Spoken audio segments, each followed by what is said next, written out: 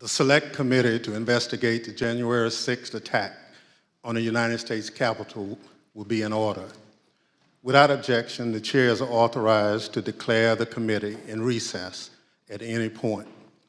Pursuant to House Deposition Authority Regulation 10, the chair announces the committee's approval to release the deposition material presented during today's hearing. Good afternoon, and may God bless the United States of America. 4 months ago, this committee started to present our findings to you, the American people. From the beginning, we understood that some people watching those proceedings would wrongly assume that the committee's investigation was a partisan exercise.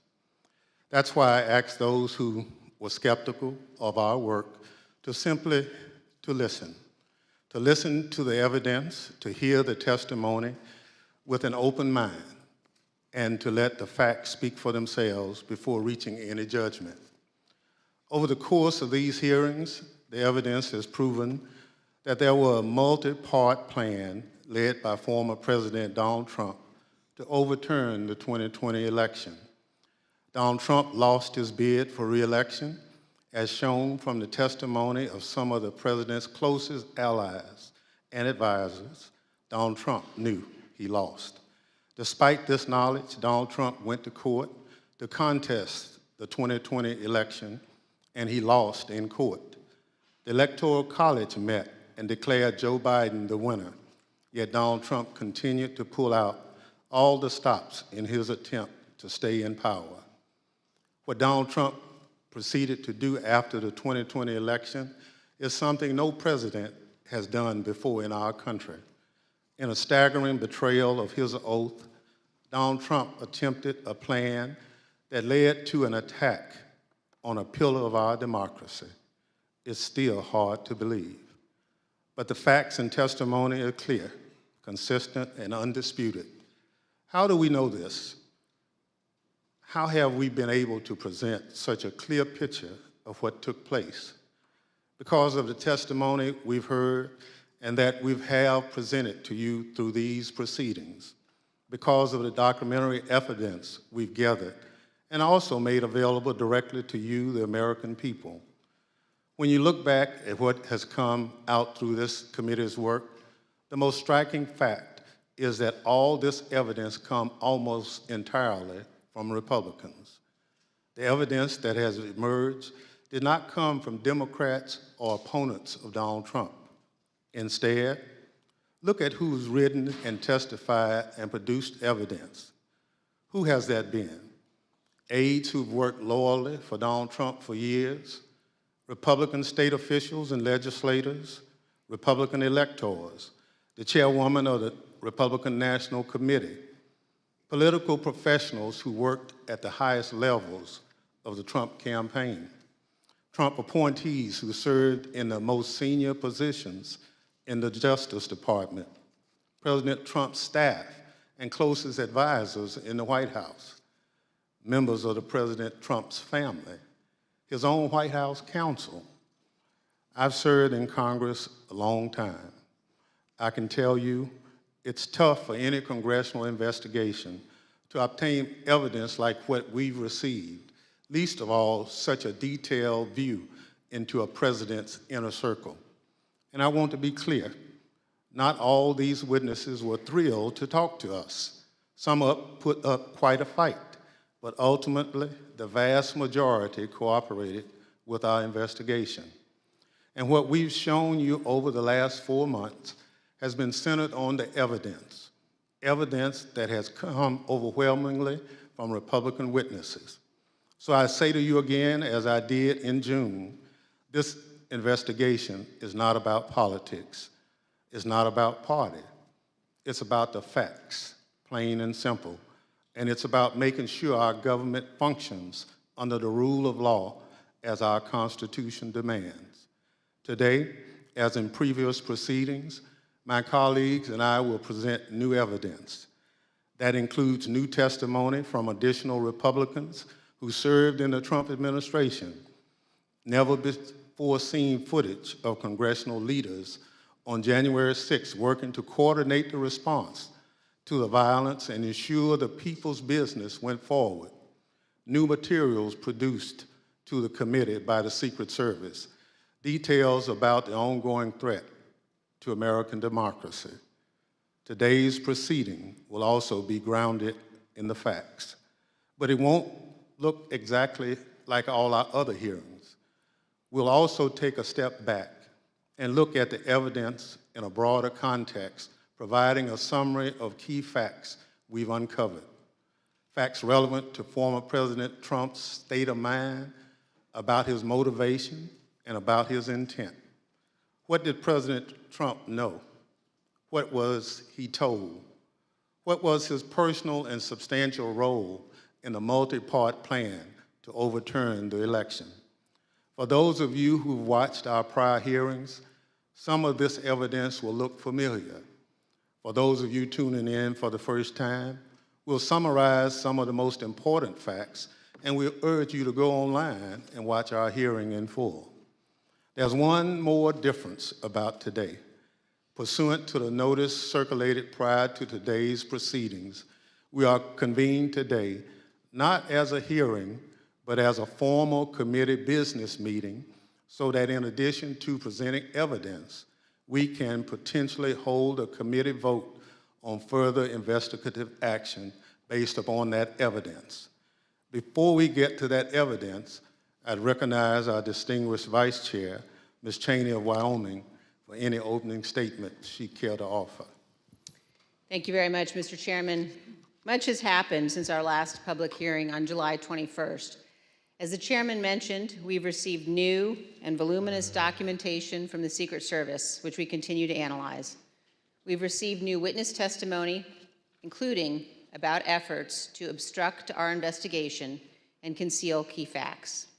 And according to public reporting, the Department of Justice has been very active in pursuing many of the issues identified in our prior hearings. Our committee may ultimately decide to make a series of criminal referrals to the Department of Justice, but we recognize that our role is not to make decisions regarding prosecution.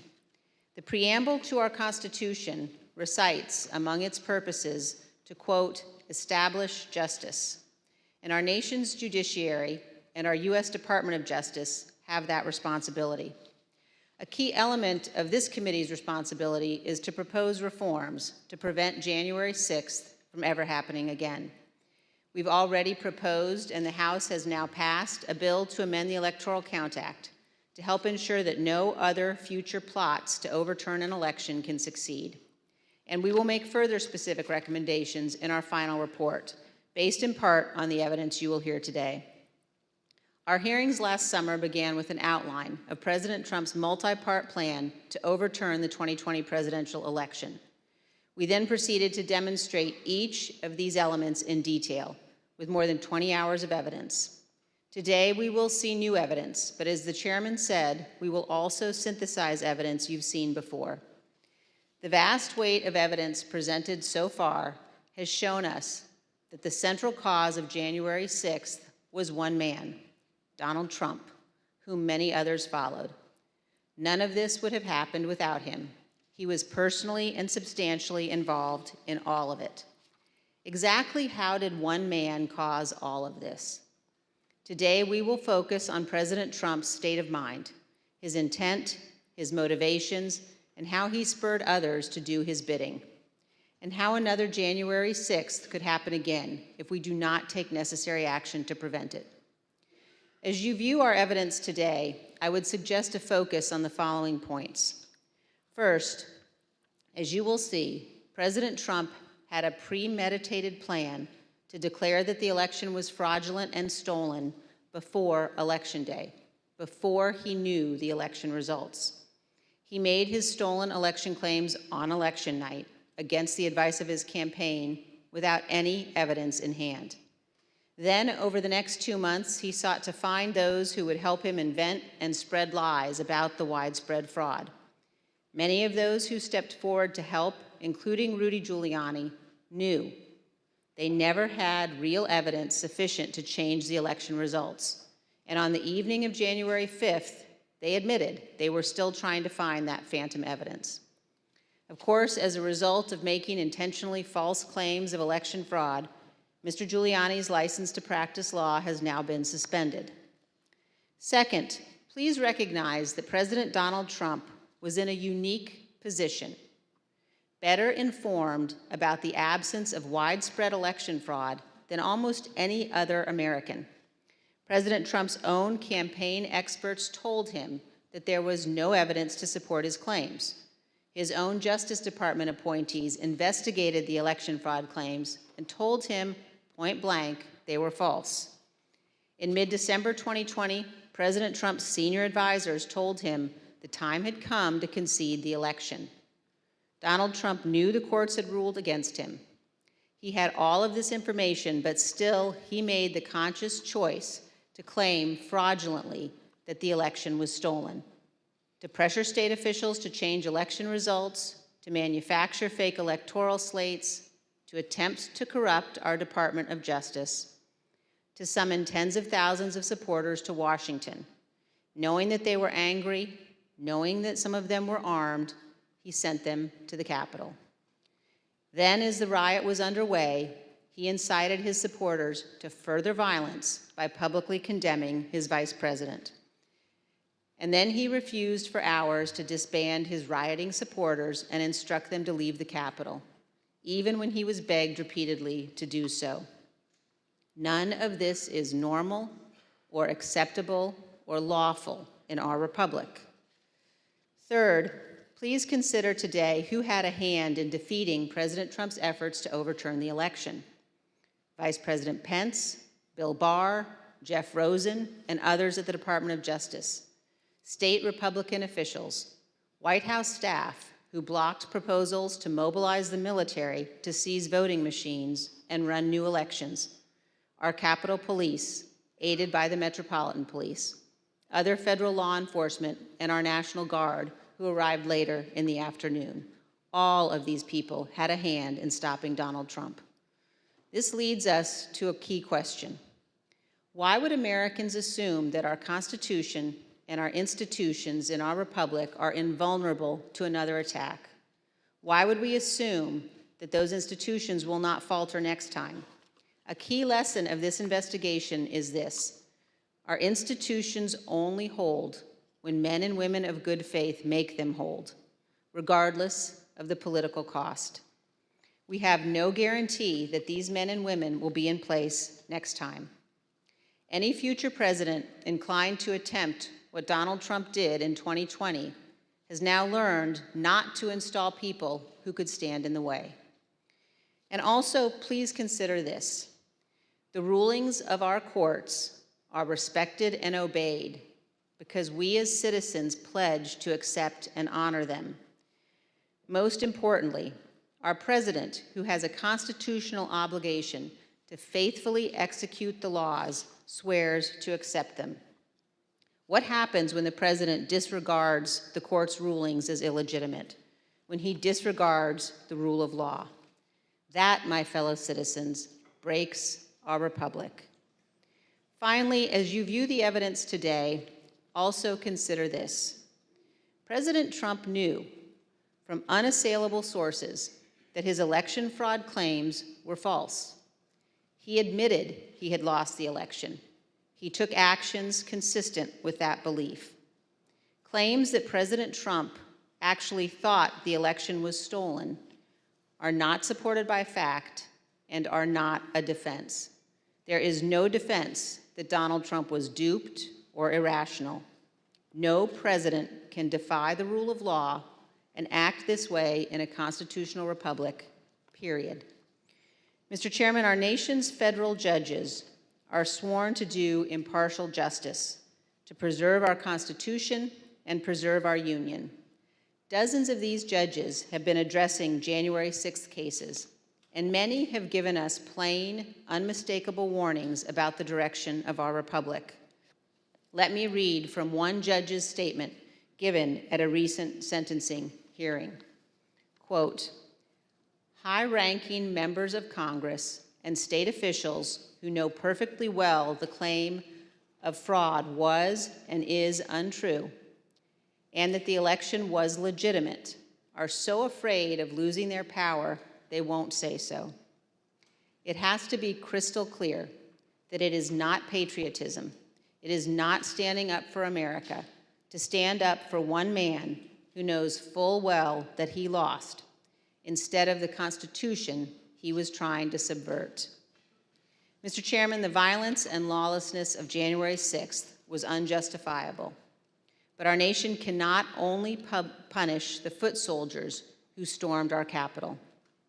Those who planned to overturn our election and brought us to the point of violence must also be accountable.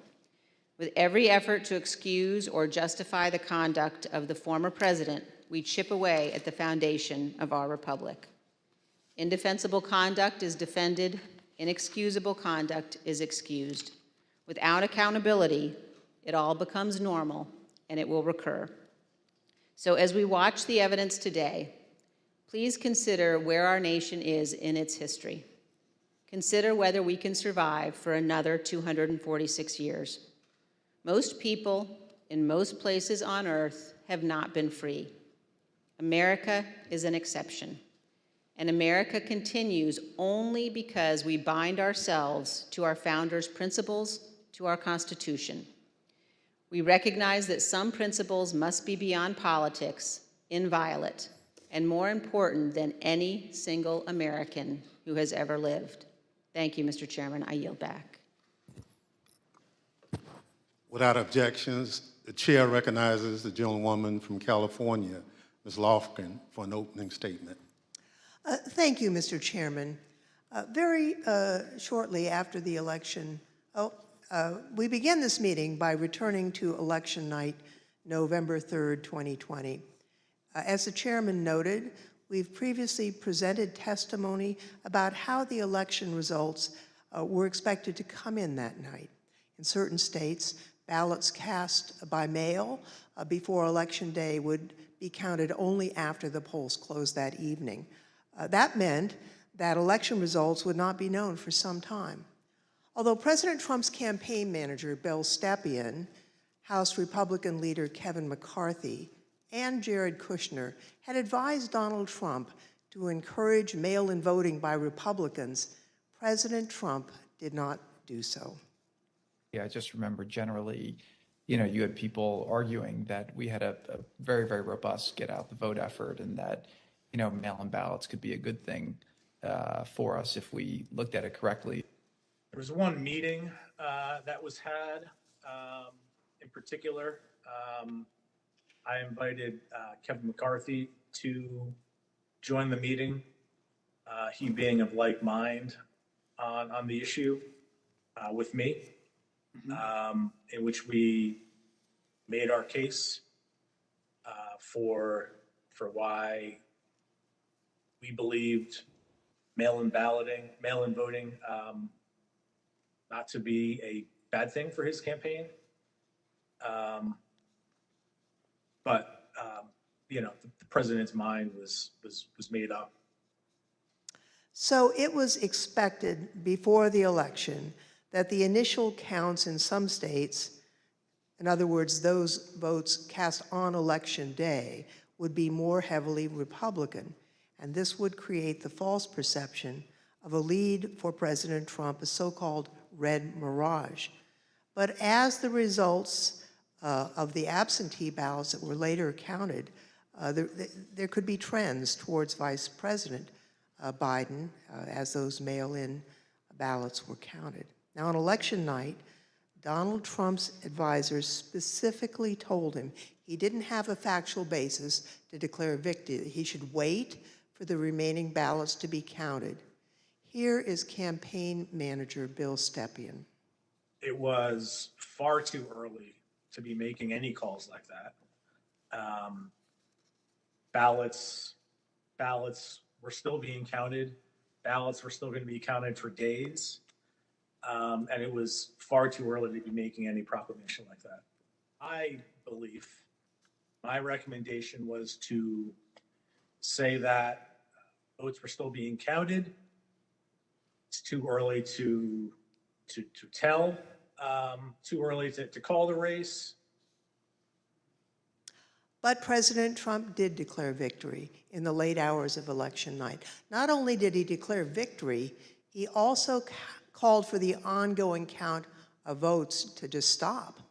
Stopping the count would have violated both federal and state laws and also disenfranchised millions of voters who lawfully cast their vote. He called for that action anyway. Here's what he said.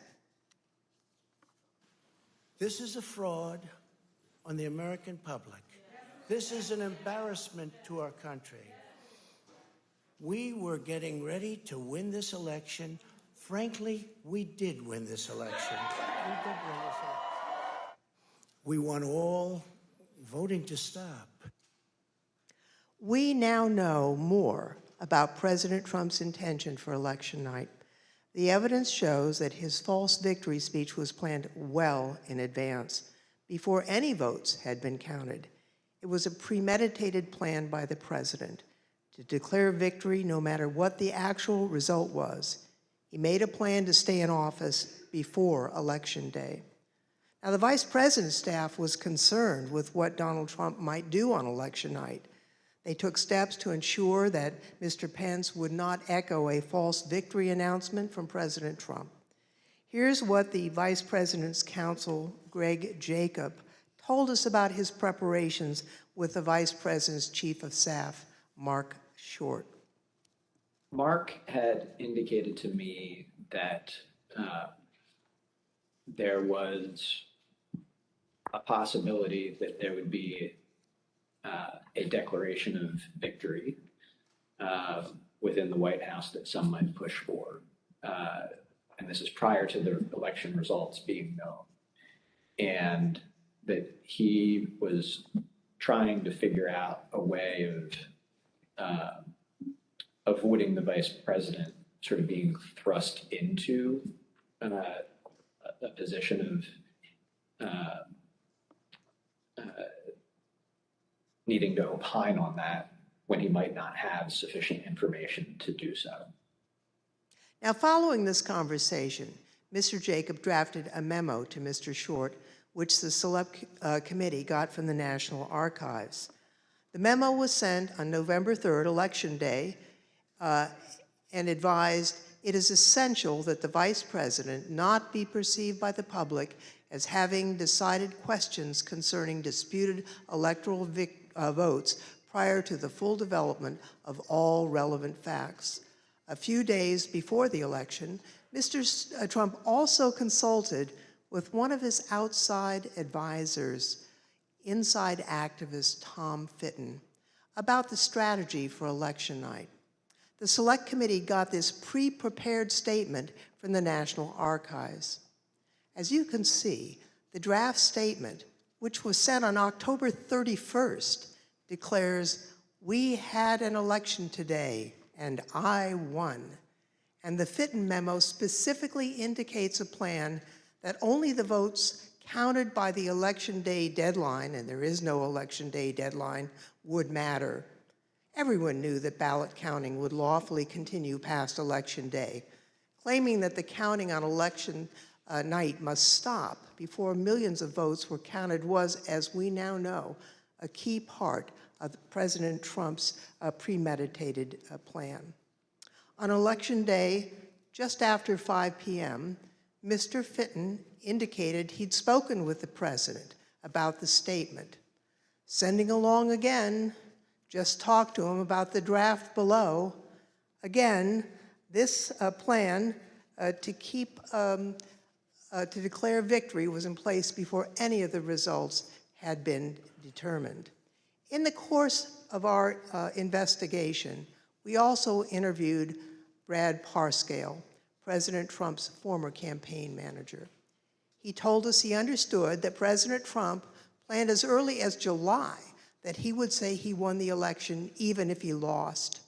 And just a few days before the election, Steve Bannon, a former Trump chief White House strategist and outside advisor to President Trump, spoke to a group of his associates from China and said this. And what Trump's going to do is just declare victory, right? He's going to declare victory. But that doesn't mean he's the winner. He's just going to say he's the winner. The Democrats, more of our people vote early that count. Theirs voted mail. And so they're going to have a natural disadvantage, and Trump's going to take advantage of it. That's our strategy. He's going to declare himself a winner. So when you wake up Wednesday morning, it's going to be a firestorm. Also, if Trump is losing by 10 or 11 o'clock at night, it's going to be even crazier. No, because he's going to sit right there and say they stole it. Agree. I'm directing the Attorney General to shut down all ballot places in all 50 states. It's going to be no. He's not going out easy. If Biden's winning, Trump is going to do some crazy shit. As you know, Mr. Bannon refused to testify in our investigation. He's been convicted of criminal contempt of Congress, and he's awaiting sentencing.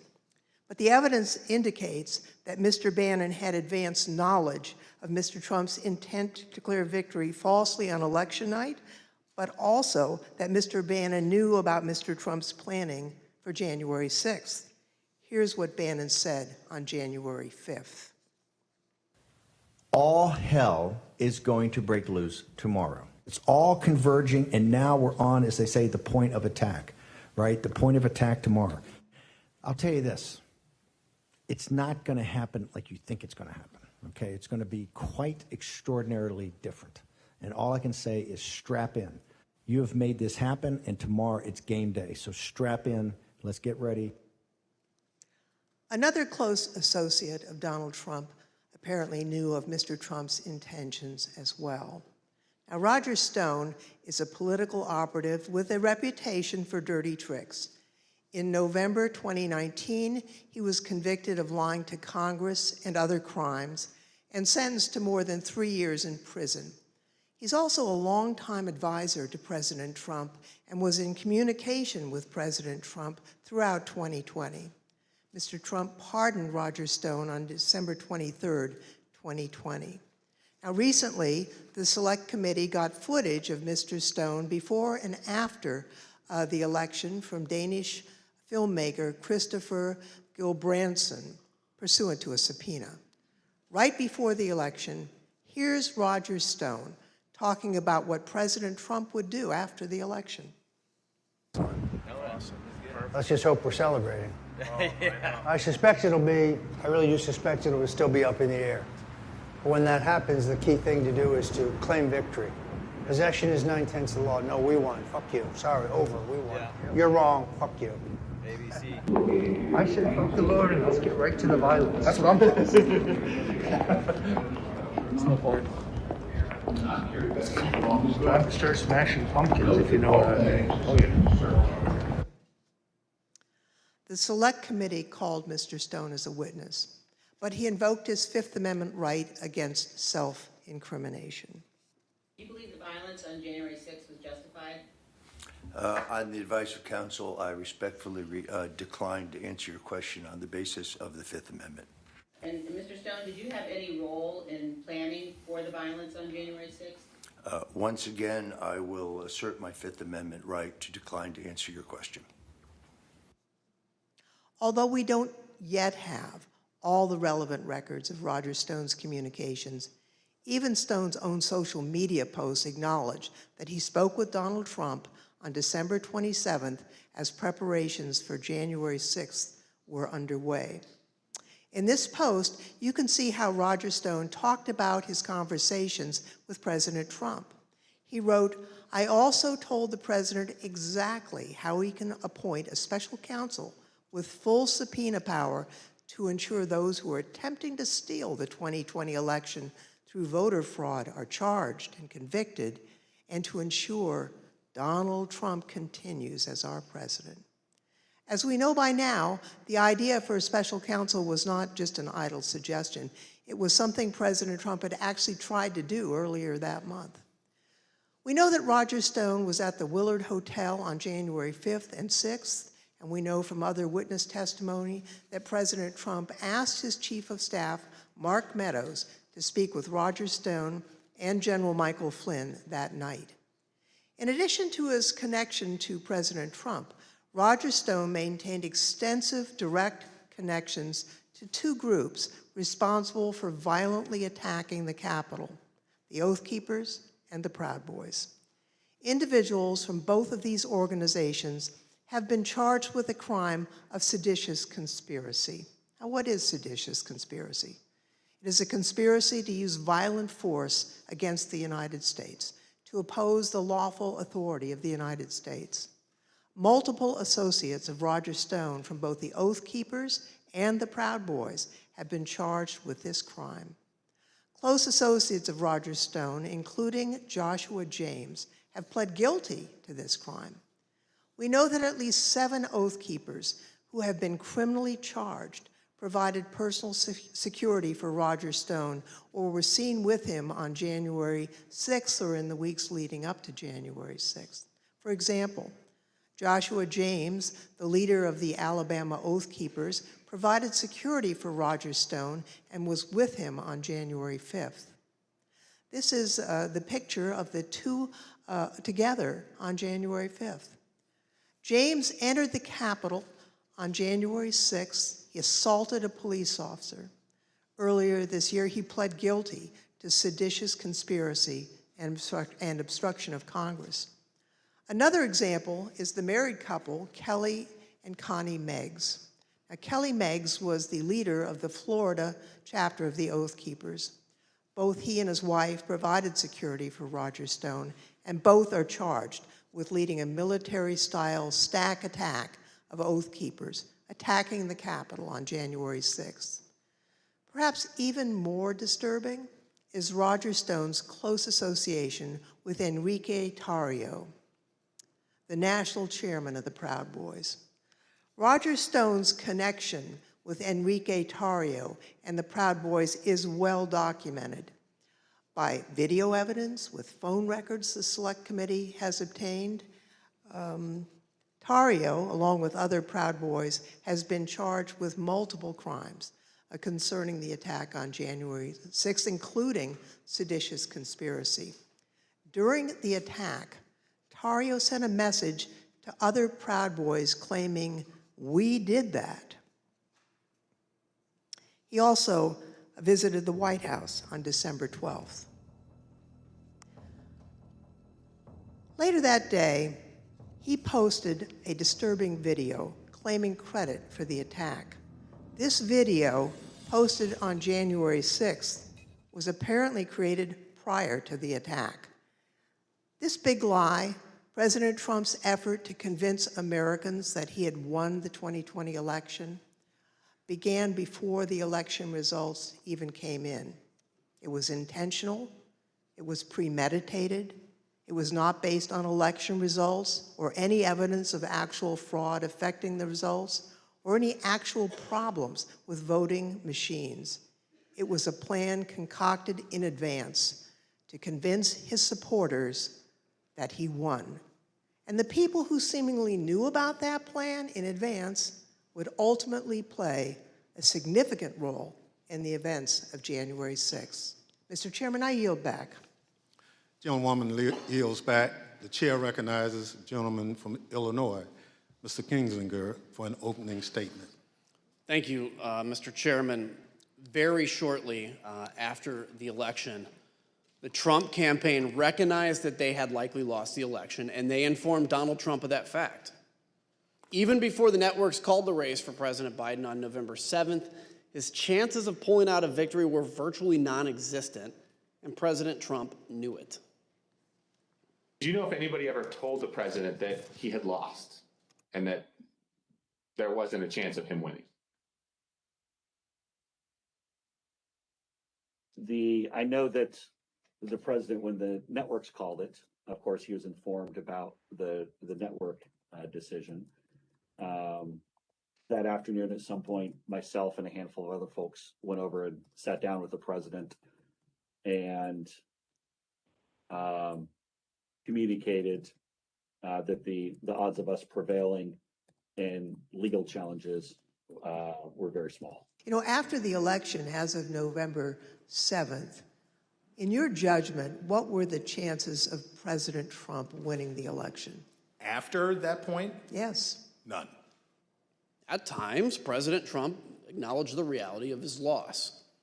Although he publicly claimed that he had won the election, privately he admitted that Joe Biden would take over as president. Here's a few examples of that. So we're in the Oval and there's a discussion going on. And the president says, I think it could have been Pompeo, but he says words to the effect of, yeah, we lost, we need to let that issue go to the next guy, meaning President Biden. I remember maybe a week after the election was called, I popped into the Oval just to give the president the headlines and see how he was doing. And he was looking at the TV and he said, "Can you believe I lost to this effing guy?" Mark raised it with me on the 18th. And so following that conversation, we're the motorcade ride driving back to the White House. And I had said, does the president really think that he lost? And he said, a lot of times he'll tell me that he lost, but he wants to keep fighting it. And he thinks that there might be enough to overturn the election, but he pretty much has acknowledged that he's lost. Knowing that he had lost and that he had only weeks left in office, President Trump rushed to complete his unfinished business. One key example is this. President Trump issued an order for large-scale U.S. troop withdrawals. He disregarded concerns about the consequences for fragile governments on the front lines of the fight against ISIS and al-Qaeda terrorists. Knowing he was leaving office, he acted immediately and signed this order on November 11th, which would have required the immediate withdrawal of troops from Somalia and Afghanistan, all to be complete before the Biden inauguration on January 20th.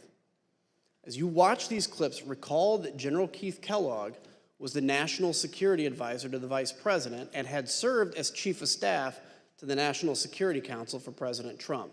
And General Milley was the chairman of the Joint Chiefs of Staff at the Pentagon. Are you familiar with a memo that the president reportedly signed on November 11th, 2020, ordering that troops be withdrawn from Afghanistan and Somalia? Yes. So I think you might have seen some things where there's a memo or something from Johnny McEntee to Douglas McGregor. It says, here's your task to get U.S. forces out of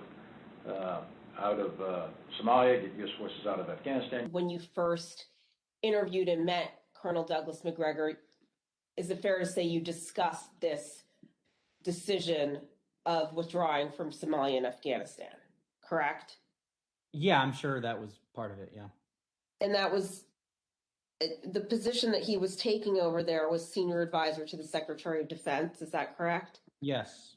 So on that same day, just so I'm clear, he responded back to you that they, meaning DOD leadership, was not going to take any of those steps without an order.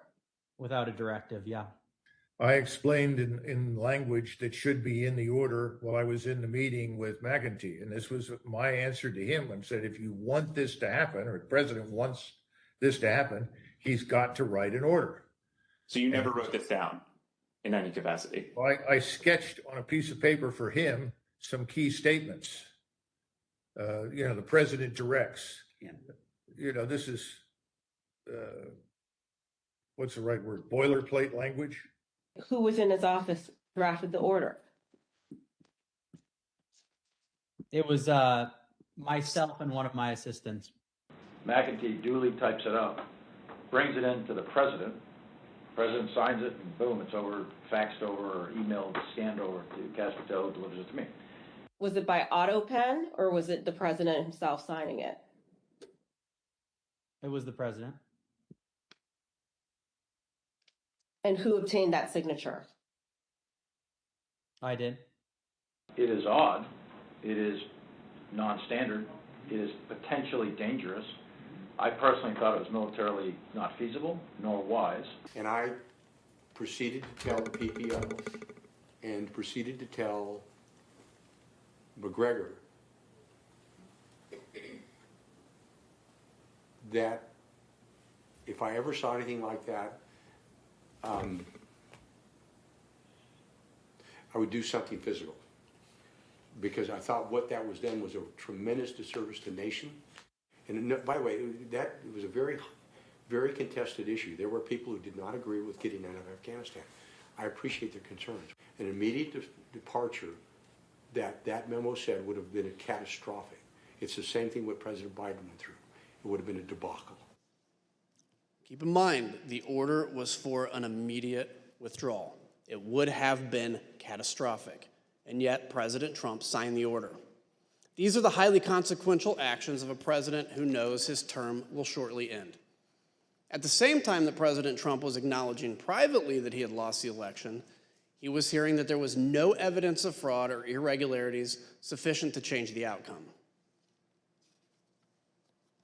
I remember a call with Mr. Meadows, where Mr. Meadows was asking me what I was finding and if I was finding anything. And I remember sharing with him that we weren't finding anything that would be sufficient to change the results in any of the key states. When was that conversation?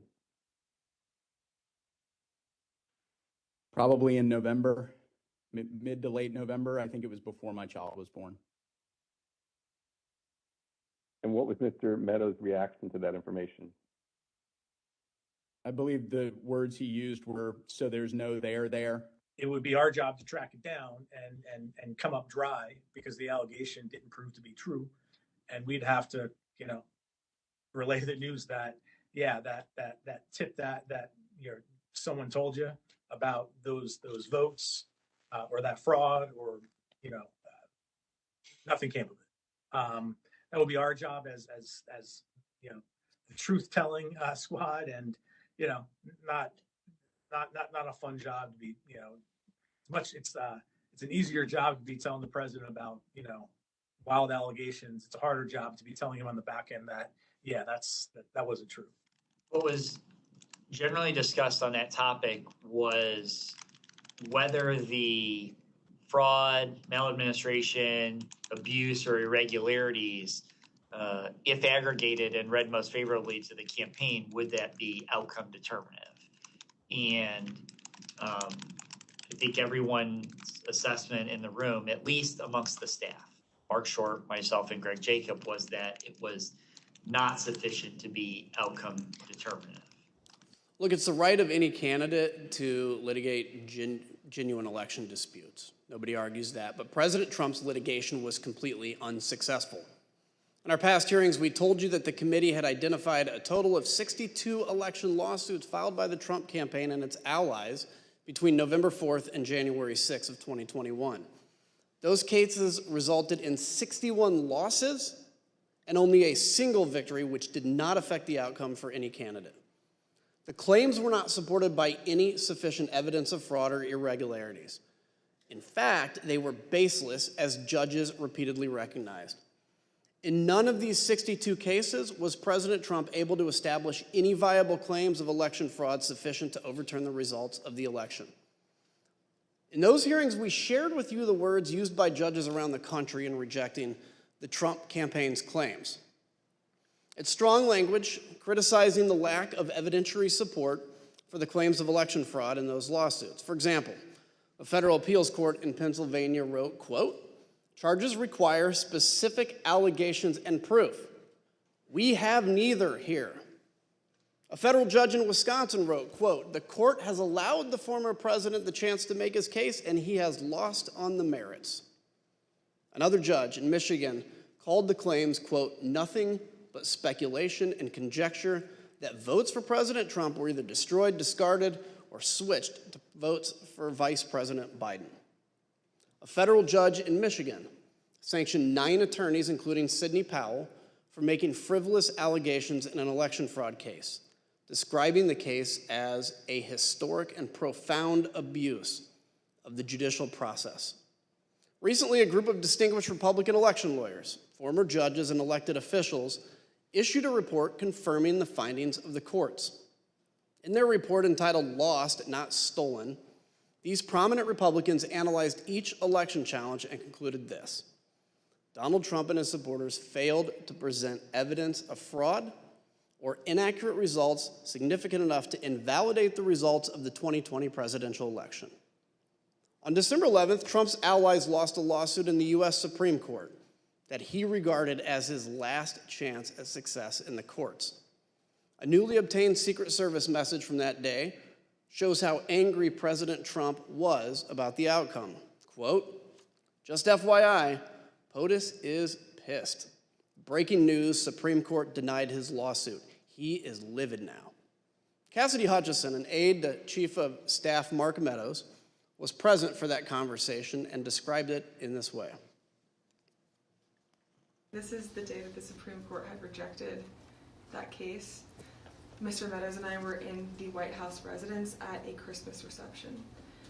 And as we were walking back from the Christmas reception that evening, the president was walking out of the Oval Office, so we crossed paths in the Rose Garden colonnade. The president was fired up about the Supreme Court decision. And so I was standing next to Mr. Meadows, but I stepped back, so I was probably 2-3 feet catty corner from him, diagonal from him. The president's just raging about the decision and how it's wrong and why didn't we make more calls, and just his typical anger outburst at this decision. And the president said, he had said something to the effect of, "I don't want people to know we lost, Mark. This is embarrassing. Figure it out. We need to figure it out. I don't want people to know that we lost." Our country is a country of laws where every person, including the president, must follow the law and respect the judgment of our courts. President Trump's closest advisors held that view both then and now. Well, do you believe the president should abide by the rulings of the courts? Oh, yes, we should all comply with the law at all times to the best of our ability, every one of us. So once the courts had ruled and the Electoral College had met, the election was over in your view?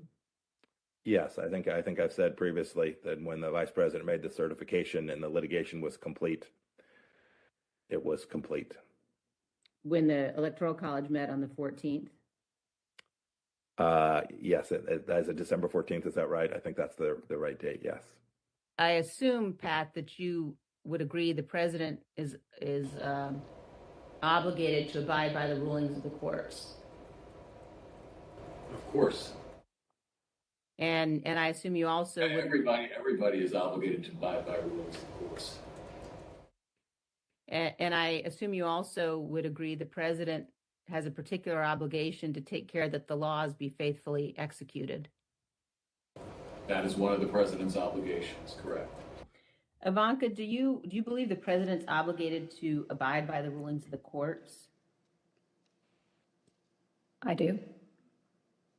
By mid-December of 2020, President Trump's senior staff were attempting to persuade him to concede the election outcome. But if your question is, did I believe he should concede the election at a point in time, yes, I did. December 14th was the day that the states certified their votes and sent them to Congress. And in my view, that was the end of the matter. I didn't see, I thought that this would lead inexorably to a new administration. I told him that my personal viewpoint was that the Electoral College had met, which is the system that our country is set under to elect a president and vice president. And I believed at that point that the means for him to pursue litigation was probably closed. And you recall what his response, if any, was? He disagreed. Secretary of Labor Gene Scalia, the son of late Justice Scalia, visited President Trump in mid-December and explained the situation clearly. And so I had to put a call into the president. I might have called on the 13th. We spoke, I believe, on the 14th, in which I conveyed to him that I thought that it was time for him to acknowledge that President Biden had prevailed in the election. But I communicated to the president that when that legal process is exhausted and when the electors have voted, that's the point at which that outcome needs to be expected. I told him that I did believe, yes, that once those legal processes were run, if fraud had not been established, that had affected the outcome of the election, then unfortunately, I believed that what had to be done was concede the outcome. Not only did the courts reject President Trump's fraud and other allegations, his Department of Justice appointees, including Bill Barr, Jeffrey Rosen, and Richard Donahue, did as well. President Trump knew the truth. He heard what all his experts and senior staff were telling him. He knew he had lost the election, but he made the deliberate choice to ignore the courts, to ignore the Justice Department, to ignore his campaign leadership, to ignore senior advisors, and to pursue a completely unlawful effort to overturn the election. His intent was plain: ignore the rule of law and stay in power. Mr. Chairman, I yield back. Gentleman yields back. The chair recognizes the gentlewoman from Virginia, Ms. Luria. Thank you, Mr. Chairman. Mid-December was a turning point.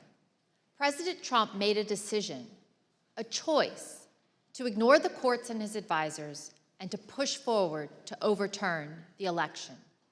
His efforts to overturn the election were not random or disconnected. Rather, they were part of a coordinated, multi-part plan to ensure that he stayed in power.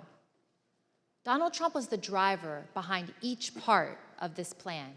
He was personally and directly involved.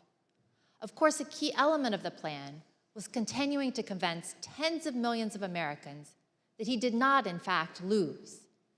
Again, he did this even though his own campaign advisors and his Justice Department officials told him his claims of fraud were wrong. In this video, you'll see that even when top law enforcement officials told the president his election fraud claims were false, he still repeated the claims in the days and weeks that followed.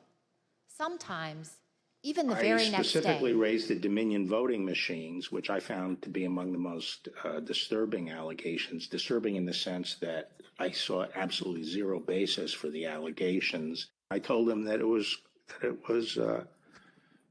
crazy stuff, and they were wasting their time on that, and it was doing a grave disservice to the country. We have a company that's very suspect. Its name is Dominion. With the turn of a dial or the change of a chip, you can press a button for Trump and the vote goes to Biden. What kind of a system is this? We definitely talked about Antrim County again. That was sort of done at that point because the hand recount had been done and all of that. But we cited back to that to say, you know, this is an example of what people are telling you and what's being filed in some of these court filings that are just not supported by the evidence. And this is the problem. The problem is people keep telling you these things and they turn out not to be true. In addition, there is the highly troubling matter of Dominion voting systems. In one Michigan county alone, 6,000 votes were switched from Trump to Biden, and the same systems are used in the majority of states in our country. I went into this and would, you know, tell them how crazy some of these allegations were and how ridiculous some of them were. I'm talking about some of them like, you know, more absentee votes were cast in Pennsylvania than there were absentee ballots requests. You know, stuff like that. It was just easy to blow up. There was never an indication of interest in what the actual facts were. There were more votes than there were voters. Think of that. You had more votes than you had voters. That's an easy one to figure. And it's by the thousands. Then he raised the big vote dump, as he called it, in Detroit. And that, you know, he said people saw boxes coming into the counting station at all hours of the morning. And I said, Mr. President, there are 630 precincts in Detroit, and unlike elsewhere in the state, they centralized the counting process, so they're not counted in each precinct. They're moved to counting stations, and so the normal process would involve boxes coming in at all different hours. This is Michigan. at 6:31 in the morning, a vote dump of 149,772 votes came in unexpectedly. With regard to Georgia, we looked at the tape, we interviewed the witnesses. There is no suitcase. The president kept fixating on this suitcase that supposedly had fraudulent ballots and that the suitcase was rolled out from under the table. And I said, no, sir, there is no suitcase. You can watch that video over and over. There is no suitcase. There is a wheeled bin where they carry the ballots, and that's just how they move ballots around that facility. There's nothing suspicious about that at all. Election officials pull boxes, Democrats, and suitcases of ballots out from under a table. You all saw it on television. Totally fraudulent. This happened over and over again, and our committee's report will document it. Purposeful lies made in public directly at odds with what Donald Trump knew from unassailable sources, the Justice Department's own investigations and his own campaign. Donald Trump maliciously repeated this nonsense to a wide audience over and over again. His intent was to deceive. President Trump's plan also involved trying to coerce government officials to change the election outcome in the states he lost. He personally reached out to numerous state officials and pressured them to take unlawful steps to alter the election results in those states. These actions, taken directly by the president himself, made it clear what his intentions were: to prevent the orderly transfer of power. We all recall, for example, President Trump's tape-recorded call with Georgia Secretary of State Brad Raffensperger. At the time this call occurred, President Trump had already been told repeatedly by the U.S. Justice Department, by his campaign, and by his advisors that his allegations of fraud in Georgia were false. So, look, all I want to do is this. I just want to find 11,780 votes, which is one more than we have, because we won the state. Look, we need only 11,000 votes. We have far more than that as it stands now. We'll have more and more. So what are we going to do here, folks? I only need 11,000 votes. Fellas, I need 11,000 votes. Give me a break. I just want to find 11,780 votes. That's an extraordinary demand by the president, especially since he already knew from the Justice Department there was no genuine basis for this request. No one could think it would be legal for the Secretary of State to simply find the votes the president needed in order to win. Secretary Raffensperger told the president the truth, that he lost the election in Georgia. But President Trump did not accept that answer. Instead, he suggested that Secretary Raffensperger himself might be prosecuted. That's a criminal offense. And you can't let that happen. That's a big risk to you and to Ryan, your lawyer. That's a big risk. We know that President Trump's White House advisors reacted negatively. Immediately after the call, Cassidy Hutchinson had a conversation with Chief of Staff Mark Meadows. I remember looking at Mark and I said, Mark, you can't possibly think we're going to pull this off. Like, that call was crazy. And he looked at me and just started shaking his head and he was like, no, Cass, he knows it's over. He knows he lost, but we're going to keep trying. There's some good options out there still. We're going to keep trying. This call and other related activity is now the focus of an ongoing criminal investigation in Fulton County, Georgia. And Georgia is not the only state where President Trump tried to pressure state officials to change the results. He also attempted to pressure state officials in Arizona, Pennsylvania, and Michigan to change the results in those states as well. While President Trump was pressuring state officials, he was also trying to use the Department of Justice to change the election result. His top officials told him that there was no evidence to support his claims of fraud, but he didn't care. As he told them, just say the election was corrupt and leave the rest to me and the Republican congressmen. When these officials would not do what he said, President Trump embarked in an effort to install Jeff Clark as acting Attorney General, solely because he would do what others in the department would not do. We know that Trump was doing so for a specific purpose, so Clark could corruptly employ the Justice Department's authority to help persuade the states to flip electoral votes.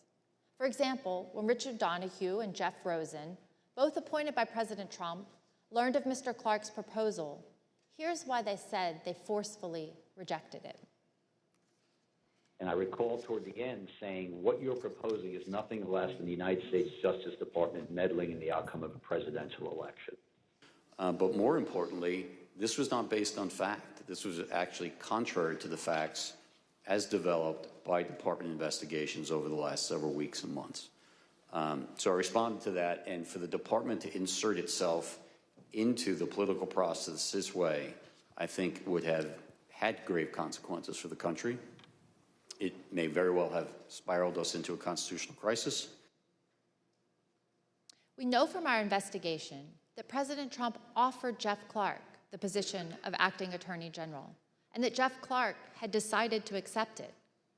The only reason this ultimately did not happen is that the White House counsel and a number of Justice Department officials confronted the president in the Oval Office and threatened mass resignations. And then, and I said something to the effect of, you're going to have a huge personnel blowout within hours because you're going to have all kinds of problems with resignations and other issues. And that's not going to be in anyone's interest. The president ultimately relented only because the entire leadership of the Department of Justice, as well as his White House counsel, threatened to resign. Mr. Chairman, I yield back. Gentlewoman yields back. The chair recognizes the gentlewoman from Florida, Mrs. Murphy, for an opening statement. Thank you, Mr. Chairman. President Trump's efforts to unlawfully overturn the results of the 2020 election were not limited to the big lie and pressuring state officials and the Department of Justice officials. Another key part of the president's effort was a scheme to assemble fake electors to cast false electoral votes in the states that President Trump lost. This was something done not only with the president's knowledge, but also with his direct participation. Ronna McDaniel, chair of the Republican National Committee, testified before this committee that President Trump and his attorney, Dr. John Eastman, called her and asked her to arrange for the fake electors to meet and rehearse the process of casting their fake votes.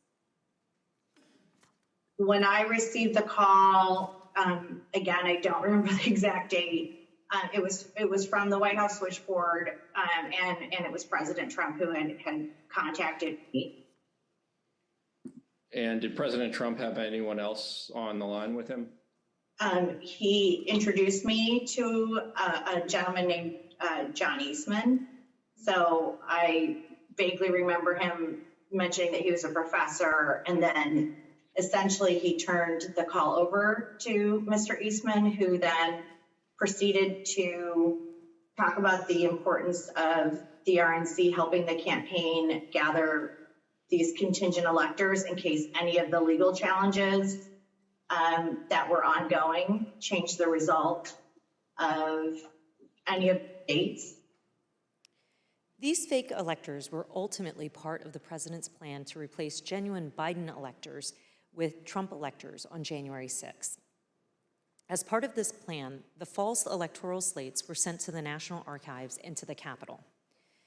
The fake electors plan was also tied to another plan, the coercive pressure campaign to make Vice President Mike Pence reject or refuse to count certain Biden electoral votes so that President Donald Trump would, quote, win re-election instead. Here is what Vice President Pence has said about this scheme. President Trump said I had the right to overturn the election. But President Trump is wrong. I had no right to overturn the election. The presidency belongs to the American people and the American people alone. And frankly, there is no idea more un-American than the notion that any one person could choose the American president. Make no mistake, President Trump knew that what he was demanding Vice President Pence do was illegal. He was informed of this repeatedly, and specifically on January 4th. Even his lawyer, John Eastman, admitted in front of President Trump that this plan would break the law by violating the Electoral Count Act. Did John Eastman ever admit, as far as you know, in front of the president, that his proposal would violate the Electoral Count Act? I believe he did on the 4th. And Dr. Eastman confirmed this in writing. Recall this email written on January 6, in which Vice President Pence's counsel asked Dr. Eastman, "Did you advise the president that in your professional judgment, the vice president does not have power to decide things unilaterally?" Dr. Eastman replied, "He's been so advised." Of course, President Trump's own White House counsel, Pat Cipolloni, also recognized that this plan was unlawful. Here is Mr. Cipolloni's testimony. My view is that the vice president didn't have the legal authority to do anything except what he did. There is no doubt that President Trump's pressure campaign on Vice President Pence was significant. On the morning of January 6, President Trump called the vice president from the Oval Office and demanded that he overturn the results of the election. Numerous witnesses told the Select Committee about the invective that President Trump leveled at his own vice president. Something to the effect, the wording's wrong. I made the wrong decision 4 or 5 years ago. And the word that she relayed to that the president called the vice president, I apologize for being impolite, but do you remember what she said her father called him? The P word. But Vice President Pence didn't waver even when his own life was endangered by President Trump and the rioters at the Capitol on January 6th, as you'll see in more detail later. A federal judge concluded, based on this and other evidence, that President Trump's pressure campaign against the vice president likely violated multiple criminal statutes. In the end, all these people, Department of Justice officials, state elections officials, his own vice president, stood strong in the face of President Trump's immense pressure. But as we now know, President Trump had already summoned tens of thousands of his supporters to Washington on January 6 to take back their country. On December 19th, President Trump first told his supporters to come to Washington. In this and numerous other tweets, he fraudulently and repeatedly promoted January 6th as the day Americans could come and change the election outcome. For weeks, President Trump worked with others to plan the rally, intending all along that he would send an assembled crowd of angry supporters to the Capitol after his speech on the ellipse on January 6th. We obtained a text message that one rally organizer sent on January 4th. In part, it reads that, quote, POTUS is going to have us march there / the Capitol, and POTUS is going to just call for it unexpectedly. Again, each of these examples, the big lie, the pressure campaigns against state officials, the pressure campaign against the Department of Justice and his vice president, the fake electors, summoning the mob, all of this demonstrates President Trump's personal and substantial role in the plot to overturn the election. He was intimately involved. He was the central player. Thank you, Mr. Chairman, and I yield back. Gentlewoman yields back. The chair recognizes the gentleman from California, Mr. Schiff, for an opening statement. Thank you, Mr. Chairman. In our past hearings, you have seen direct evidence that President Trump sent a crowd of his supporters to the Capitol on January 6th, knowing they were armed and angry. This was the last, most desperate and dangerous prong of his plan to disrupt the joint session and prevent the orderly transition of power. On the morning of the 6th, the Secret Service was at the ellipse, screening the members of the crowd as they entered the rally site. And they noticed something significant about the crowd. Tens of thousands of people were out. Her Excellency, Madam Minister Sri Mulyani, Finance Minister of Republic of Indonesia, and of course, His Excellency, Governor Periwarjo. Committee has received greater cooperation from the Secret Service. Nevertheless, Secret Service text messages from this period were erased in the days and months following the attack on the Capitol, even though documents and materials related to January 6th had already been requested by the Department of Justice and Congress. But we were able to obtain nearly 1 million emails, recordings, and other electronic records from the Secret Service. Over the month of August, the Select Committee began its review of hundreds of thousands of pages and multiple hours of that material, providing substantial new evidence about what happened on January 6th and the days leading up to it. That review continues. What you're about to hear is just a sample of the new and relevant evidence that we have received. Mounting evidence before January 6th predicted violence, and not just violence generally, but violence directed at the Capitol. Intelligence about this risk was directly available to the U.S. Secret Service and others in the White House in advance of the ellipse speech, in advance of the march to the Capitol. The committee has shown evidence that President Trump was aware of the risk of violence. The FBI, U.S. Capitol Police, Metropolitan Police, and other agencies all gathered and disseminated intelligence suggesting the possibility of violence at the Capitol prior to the riot. We're now going to show you just a sample of the evidence we have received. Days before January 6th, the President's senior advisors at the Department of Justice and FBI, for example, received an intelligence summary that included material indicating that certain people traveling to Washington were making plans to attack the Capitol. This summary noted online calls to occupy federal buildings, rhetoric about invading the Capitol building, and plans to arm themselves and to engage in political violence at the event. Other agencies were also hearing predictions suggesting possible violence at the Capitol. On a call with President Trump's White House National Security Staff in early January 2021, Deputy Secretary of Defense David Norquist had warned about the potential that the Capitol would be the target of the attack. Here's General Mark Milley, who was also present for this call, describing Deputy Secretary Norquist's warning. So during these calls, I only remember it in hindsight because he was almost like clairvoyant. Norquist says during one of these calls, the greatest threat is a direct assault on the Capitol. I'll never forget it. This email, for example, was an alert that the Secret Service received on December 24th with the heading, "Armed and Ready, Mr. President." According to the intelligence, multiple users online were targeting members of Congress, instructing others to march into the chambers on January 6th and make sure they know who to fear. In this report, received on December 26th, a Secret Service field office relayed a tip that had been received by the FBI.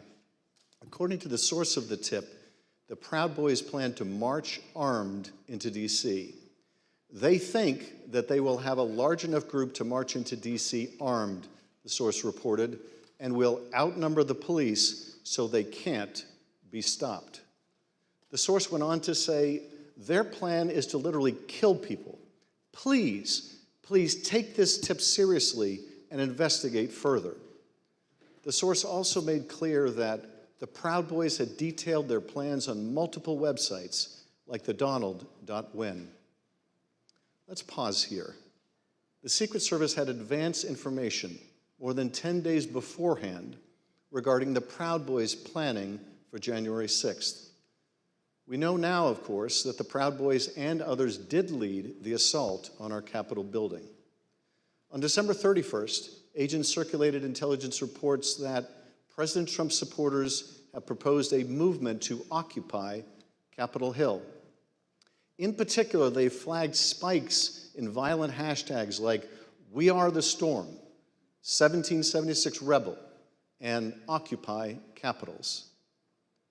On January 5th, a Secret Service open source unit flagged a social media account on the Donald.win that threatened to bring a sniper rifle to a rally on January 6th. The user also posted a picture of a handgun and rifle with the caption, "Sunday Gun Day, providing Overwatch January 6th will be wild."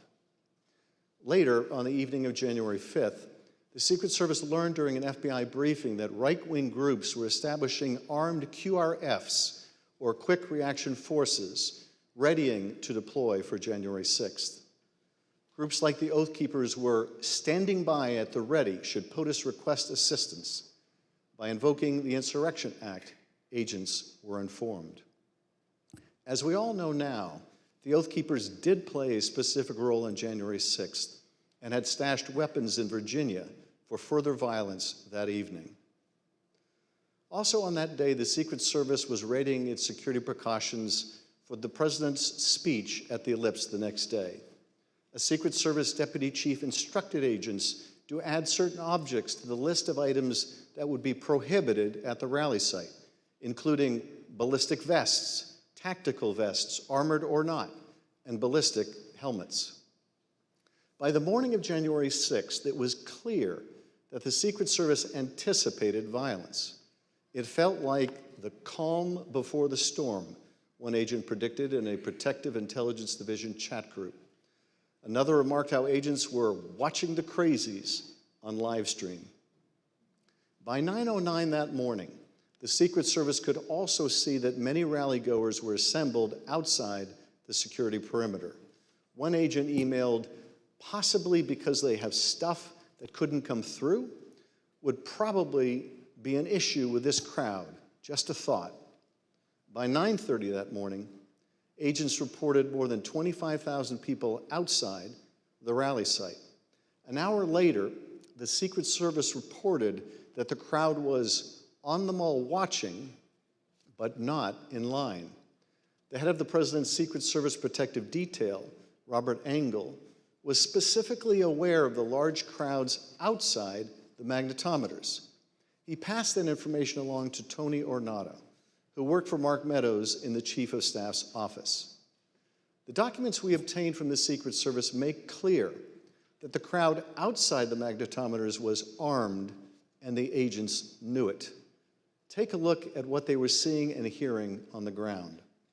One report from the rally site at 7:58 a.m. said, some members of the crowd are wearing ballistic helmets, body armor, carrying radio equipment, and military-grade backpacks.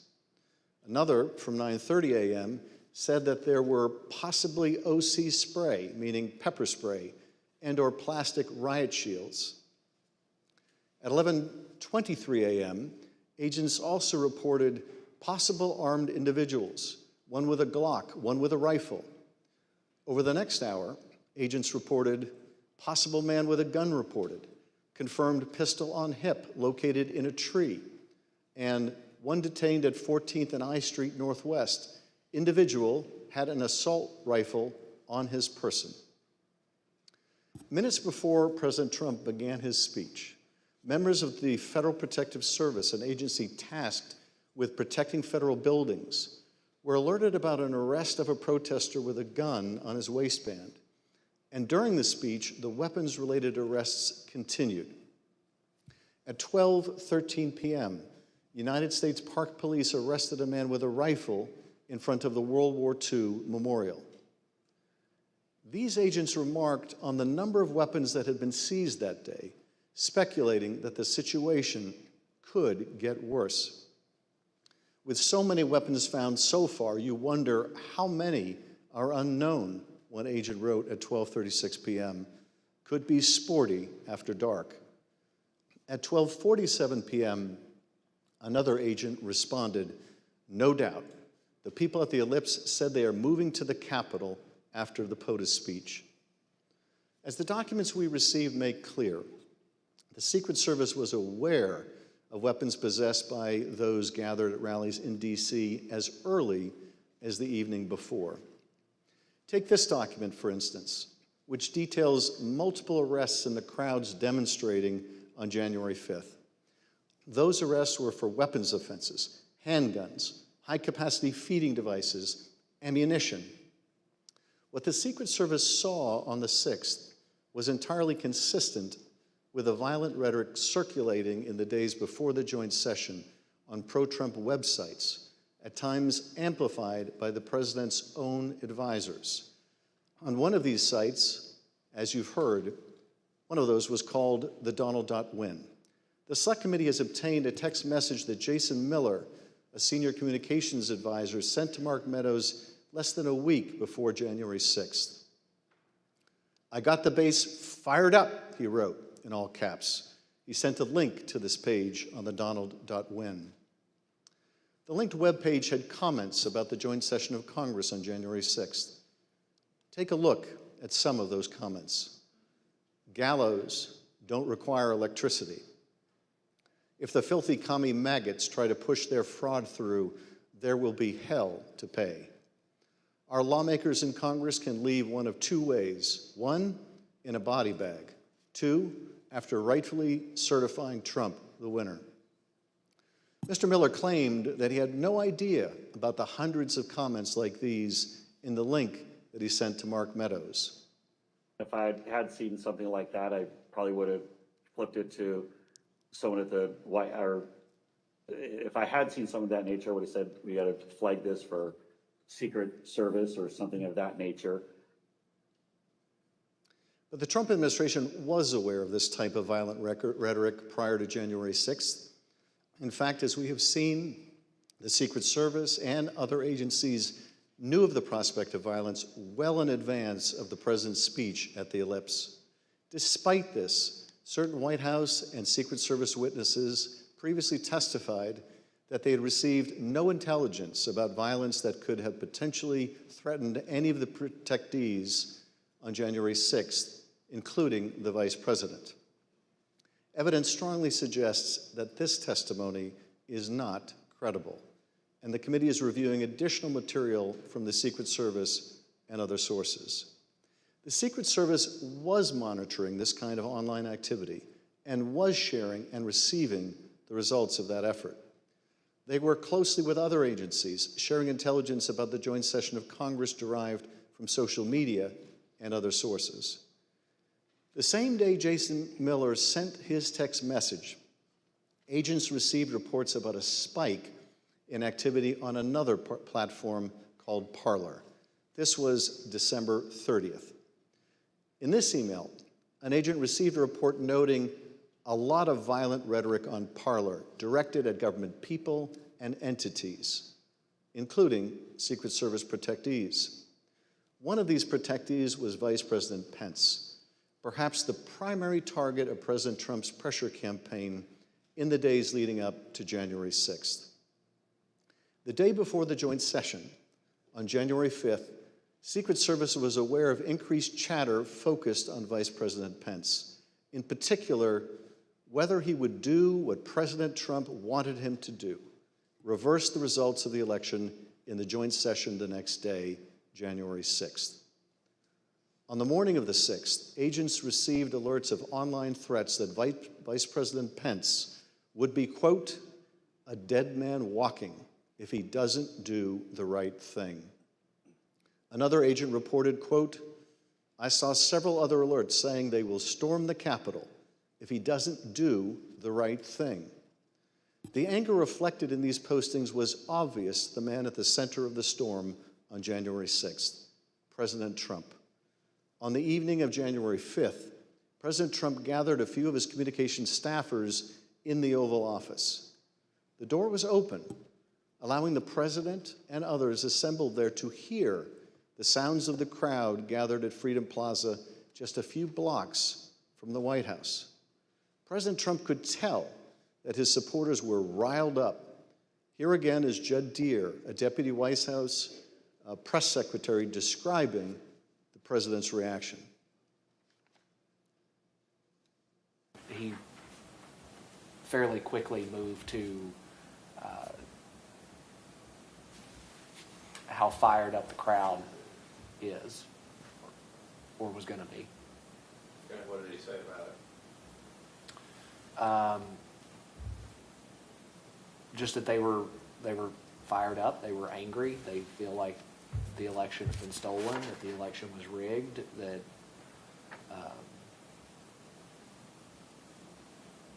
we went on and on about that for a little bit. Yes, the president knew the crowd was angry because he had stoked that anger. He knew that they believed that the election had been rigged and stolen because he had told them falsely that it had been rigged and stolen. And by the time he incited that angry mob to march on the Capitol, he knew they were armed and dangerous, all the better to stop the peaceful transfer of power. Mr. Chairman, I yield back. Gentleman yields back. At this point in our meeting, we'll take a brief recess. Pursuant to the order of the committee of today, the chair declares the committee in recess for a period of approximately 10 minutes.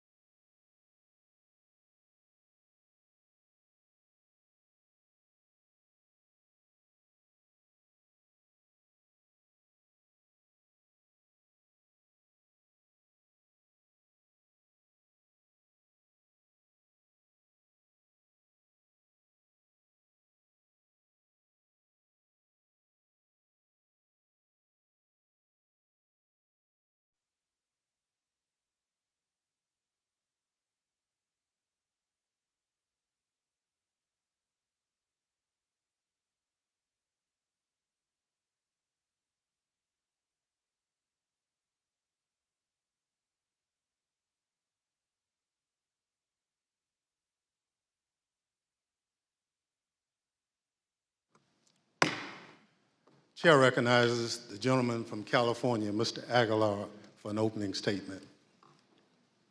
Thank you, Mr. Chairman. On the morning of January 6th, President Trump knew that the crowd was angry. He knew that they were armed and dangerous, and he knew that they were going to the Capitol. It's important to understand the lengths the president was willing to go to physically be at the Capitol because it was part of his strategy to disrupt Congress and to stay in power. As the time for the Ellipse rally approached, an email was circulated among intelligence officials, including Secret Service intelligence official, attaching communications among rallygoers that specifically contemplated violence. Trump has given us marching orders. One post on the Donald.win wrote, basically, if you're east of the Mississippi, you can and should be there. Advance on the Capitol.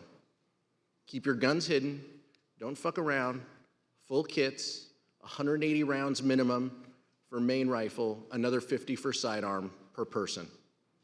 What is clear from this record is that the White House had more than enough warning to warrant stopping any plan for an Ellipse rally and certainly for stopping any march to the Capitol. And as evidence from our prior hearings has suggested, the president was aware of this information. But despite awareness of the potential for violence and weapons among the crowd, the Ellipse event nevertheless went forward, and Donald Trump instructed the angry crowd, some of whom were armed, to march to the Capitol. As my colleague Mr. Schiff just described, the Secret Service reported that thousands in the crowd near the Washington Monument would not enter the rally area because magnetometers used in screening attendees would detect any prohibited items they carried. Mr. Trump knew this. His Secret Service had told him about it that morning. Even in spite of these warnings, Cassidy Hutchinson overheard the president say this shortly before he took stage. He wanted it full, and he was angry that we weren't letting people through the mags with weapons, what the Secret Service deems as weapons and our weapons. I was in the vicinity of a conversation where I overheard the president say something to the effect of, you know, I don't effing care that they have weapons. They're not here to hurt me. Take the effing mags away. Let my people in. They can march to the Capitol from here. Let the people in. Take the effing mags away. And when he went on stage, President Trump himself asked law enforcement to let his supporters in the rally site. And I'd love to have, if those tens of thousands of people would be allowed, the military, the Secret Service, and we want to thank you, and the police, law enforcement, great, you're doing a great job. But I'd love it if they could be allowed to come up here with us. Is that possible? Can you just let them come up, please? President Trump then told his supporters to march to the Capitol. Let's pause at this point to consider President Trump's state of mind, his motivation at this moment. By that point, it was known to Secret Service that members of the crowd were armed. President Trump had been told, and there was no doubt that President Trump knew what he was going to do, sending an angry mob, a number of whom were clad in tactical gear and military garb, armed with various weapons, to the Capitol. There's no scenario where that action is benign, and there's no scenario where an American president should have engaged in that conduct. It did not matter whether President Trump believed the election had been stolen or not. This could not be justified on any basis for any reason. You may also recall testimony from our summer hearings regarding Mr. Trump's efforts to lead the mob to the Capitol himself in his angry altercation in the presidential SUV when the Secret Service told him it was far too dangerous for him to go. As we detailed in testimony from the Metropolitan Police and White House personnel during our July 21st hearing, information about the altercation was widely known. So widely known that one former White House employee with national security responsibilities explained that this information was in fact water cooler talk in the White House complex. As that professional told us, they remember hearing in the days after January 6th how angry the president was when he was in a limo that afternoon. That professional also testified that they were specifically informed of the president's irate behavior in the SUV by Mr. Ornato in Mr. Ornato's office. It was Mr. Engel with Mr. Ornato in that office. They'd expressed to me that the president was irate, on the drive up. Mr. Engel did not deny the fact that the president was irate. That, of course, corresponds closely with the testimony you saw this summer from Cassidy Hutchinson, a Metropolitan Police officer who was in the motorcade, and from multiple sources. Additionally, after concluding its review of the voluminous additional Secret Service communications from January 5th and January 6th, the committee will be recalling witnesses and conducting further investigative depositions based on that material. Following that activity, we will provide even greater detail in our final report. And I will also note this. The committee is reviewing testimony regarding potential obstruction on this issue, including testimony about advice given not to tell the committee about this specific topic. We will address this matter in our report. We also want to remind you now of how security professionals working in the White House complex and who reported to national security officials responded when they learned that Mr. Trump intended to lead the mob to the Capitol. To be completely honest, we were all in a state of shock. Because why? Because it just, one, I think the actual physical feasibility of doing it, and then also we all knew what that implicated and what that meant, that this was no longer a rally, that this was going to move to something else if he physically walked to the Capitol. I don't know if you want to use the word insurrection, coup, whatever. We all knew that this would move from a normal, democratic, public event into something else. Why were we alarmed? Right. The president wanted to lead tens of thousands of people to the Capitol. I think that was enough grounds for us to be alarmed. President Trump was still considering traveling to the Capitol even after returning to the White House. He knew well before 2 p.m. that a violent riot was underway at the Capitol. He was aware of the ongoing lawlessness, but his motorcade was held on West Executive Avenue outside the White House because he still wanted to join the crowd. Here's Kayleigh McEnany, the White House press secretary, describing an exchange she had with the president as soon as he arrived back at the White House. So to the best of my recollection, I recall him being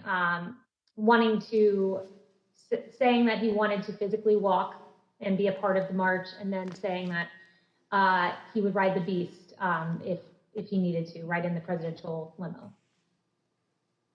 From the Secret Service, the Select Committee has also obtained important new evidence on this issue.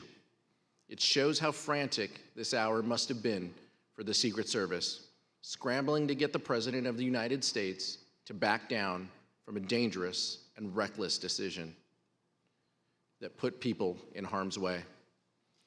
Take a look at the Secret Service email from 1:19 p.m. on January 6th, the minute that President Trump got out of the presidential vehicle back at the White House.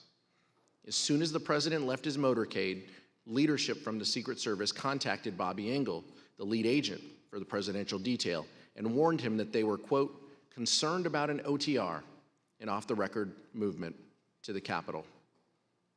The people sworn to protect the safety of the President of the United States and who routinely put themselves in harm's way were convinced that this was a bad idea. Secret Service documents also reveal how agents were poised to take President Trump to the Capitol later that afternoon. Agents were instructed to don their protective gear and prepare for a movement. A few minutes later, they were told the president would leave for the Capitol in 2 hours. It wasn't until 1:55 p.m. that the president's lead Secret Service agent told them to stand down. We are not doing an OTR to the Capitol. By then, rioters had breached the Capitol and were violently attacking the efforts of the brave men and women in law enforcement trying to resist the mob. President Trump may not have gone to the Capitol on January 6th, but what he did from the White House cannot be justified. While congressional leaders, both Democrats and Republicans, worked with Vice President Pence to try and address the violence, President Trump refused urgent pleas for help from nearly everyone around him. And what he did do only made the situation worse. Mr. Chairman, I yield back. The gentleman yields back. The chair recognizes the gentleman from Maryland, Mr. Raskin, for an opening statement. Thank you, Mr. Chairman. The president was still exhorting his supporters at the Ellipse to go fight like hell at 12:50, around the time that the first wave of rioters first breached barricades defending the Capitol. Secret Service documents we recently received give a timeline of precisely what the White House knew and when. At 1:19, the President's Emergency Operations Center sent an email to Secret Service, national security, and military advisors to the President and Vice President, informing them that, quote, hundreds of Trump supporters stormed through metal barricades at the back of the Capitol building about 1 p.m. Wednesday, running past security guards and breaking fences. When the President returned to the White House around 1:20, he entered the Oval Office and was told right then about the onset of violence at the Capitol. From that point until approximately 4 p.m., over the next 2 hours and 40 minutes, the President stayed in the White House dining room, attached to the Oval Office, and watched this unprecedented assault take place at the Capitol. We have testimony from several members of the President's White House staff establishing that President Trump refused entreaties from his closest advisors and family members to tell his supporters to stand down and leave the Capitol. Here's the testimony of President Trump's White House counsel, Pat Cipolloni. I can't talk about conversations with the president, but I can generically say that I said, you know, people need to be told, there needs to be a public announcement fast that they need to leave the Capitol. And Pat, could you let us know approximately when you said that? Approximately when? Almost immediately after I found out people were getting into the Capitol or approaching the Capitol in a way that was violent. You on the staff did not want people to leave the Capitol. On the staff? In the White House. I can't think of anybody, you know, on that day who didn't want people to get out of the Capitol once the, you know, particularly once the violence started. No. I mean,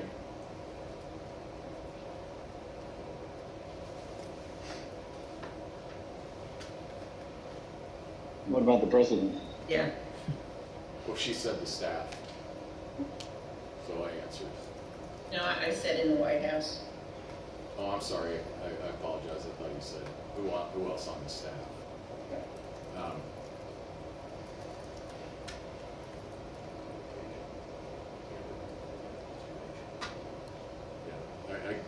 I can't reveal communications, but obviously I think, you know,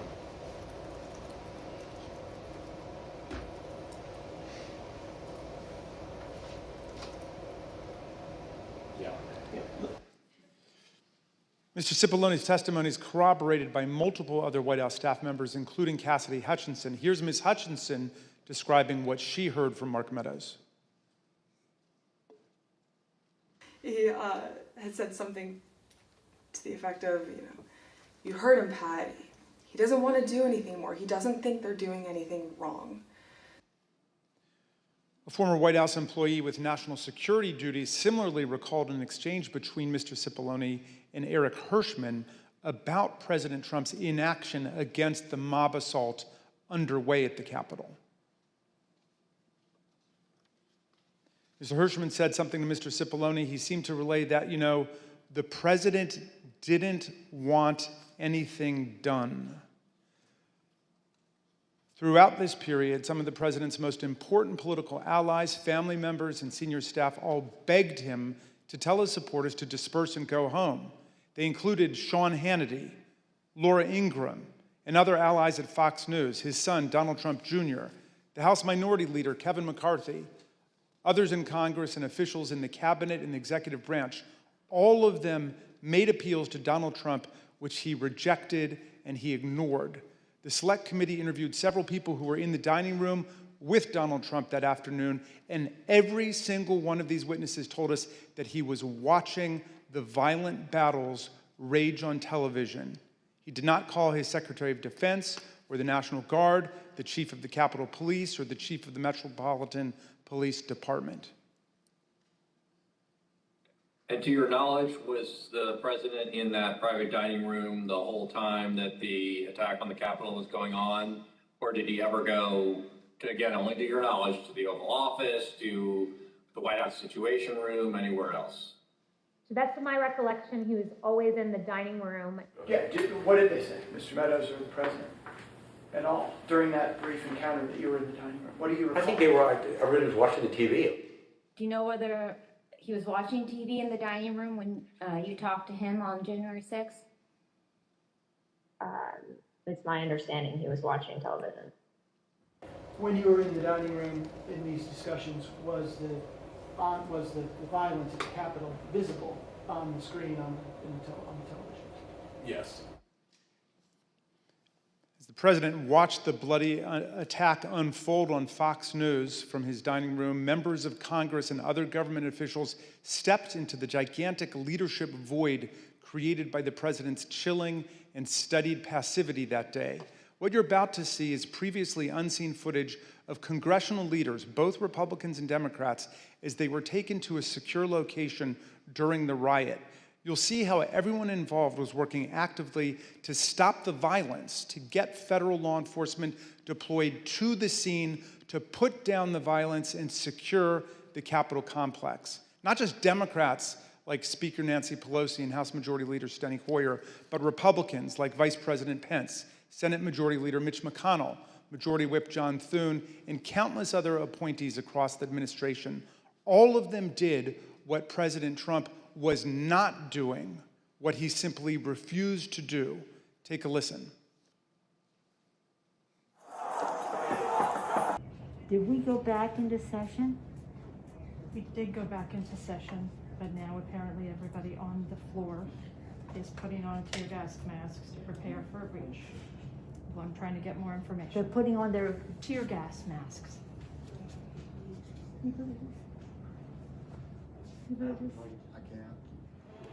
We need an area for the House members. They're all walking over now through the tunnels. I'm going to call up the effing Secretary of DOD. We have some senators who are still in their hideaways. They need massive personnel now. Can you get the Maryland National Guard to come too? I have something to say, Mr. Secretary. Well, I'm going to call the mayor of Washington, D.C. right now and see what other outreach she has to other police departments, as Senate Leader Hoyer has mentioned.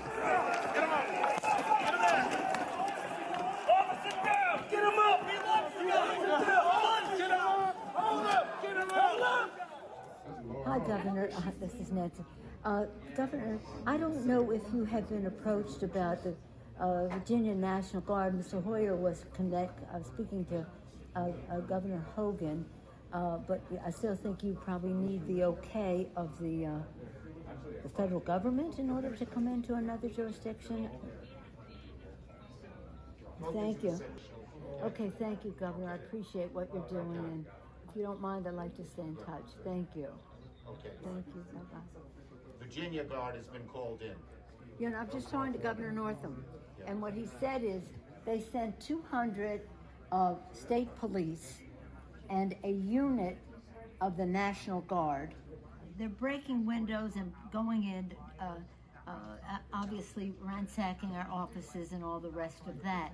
That's nothing. The concern we have about personal harm, personal safety is it just transcends everything. But the fact is, on any given day, they're breaking the law in many different ways.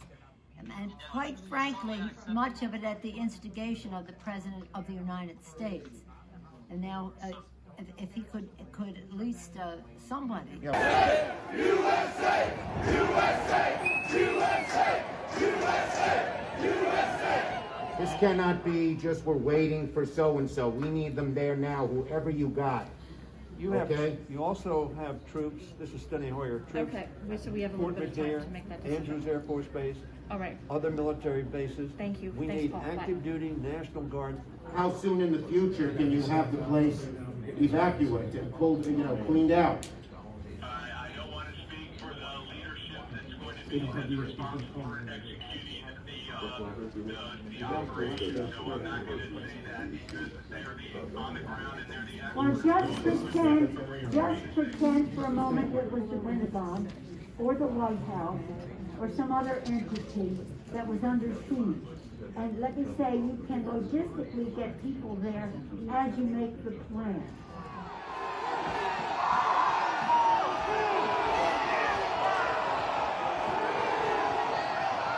We can get this job done today. We talked to Mitch about it earlier. He's not in the room right now, but he was with us earlier and said, we want to expedite this, and hopefully they could confine it to just one complaint, Arizona, and then we could vote, and that would be, then just move forward with the rest of the state. The overriding wish is to do it at the Capitol. What we are being told very directly is it's going to take days for the Capitol to be okay again. That off with the Vice President. I got off with the Vice President-elect, so I'll tell him. Okay. But what we left the conversation with, because he said he had the impression from Mitch that Mitch wants to get everybody back to do it there. Yes. I said that what we're getting a counterpoint that is, we could take time to clean up the poo-poo that they're making all over the, literally and figuratively in the Capitol, and that it may take days to get back. And I'm at the Capitol building. I'm literally standing with the chief of police of the U.S. Capitol Police. He just informed me what you will hear through official channels. Paul Irving, your sergeant at arms, will inform you that their best information is that they believe that the House and the Senate will be able to reconvene in roughly an hour. Good news. Your sergeant at arms will be in touch about the process for getting members back in the building. Thank you very much, Mr. Vice President.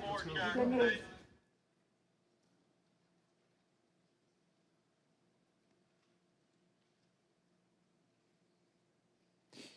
In this video, you just saw Senator Chuck Schumer urging Acting Attorney General Jeff Rosen to get President Trump to call off the rioters.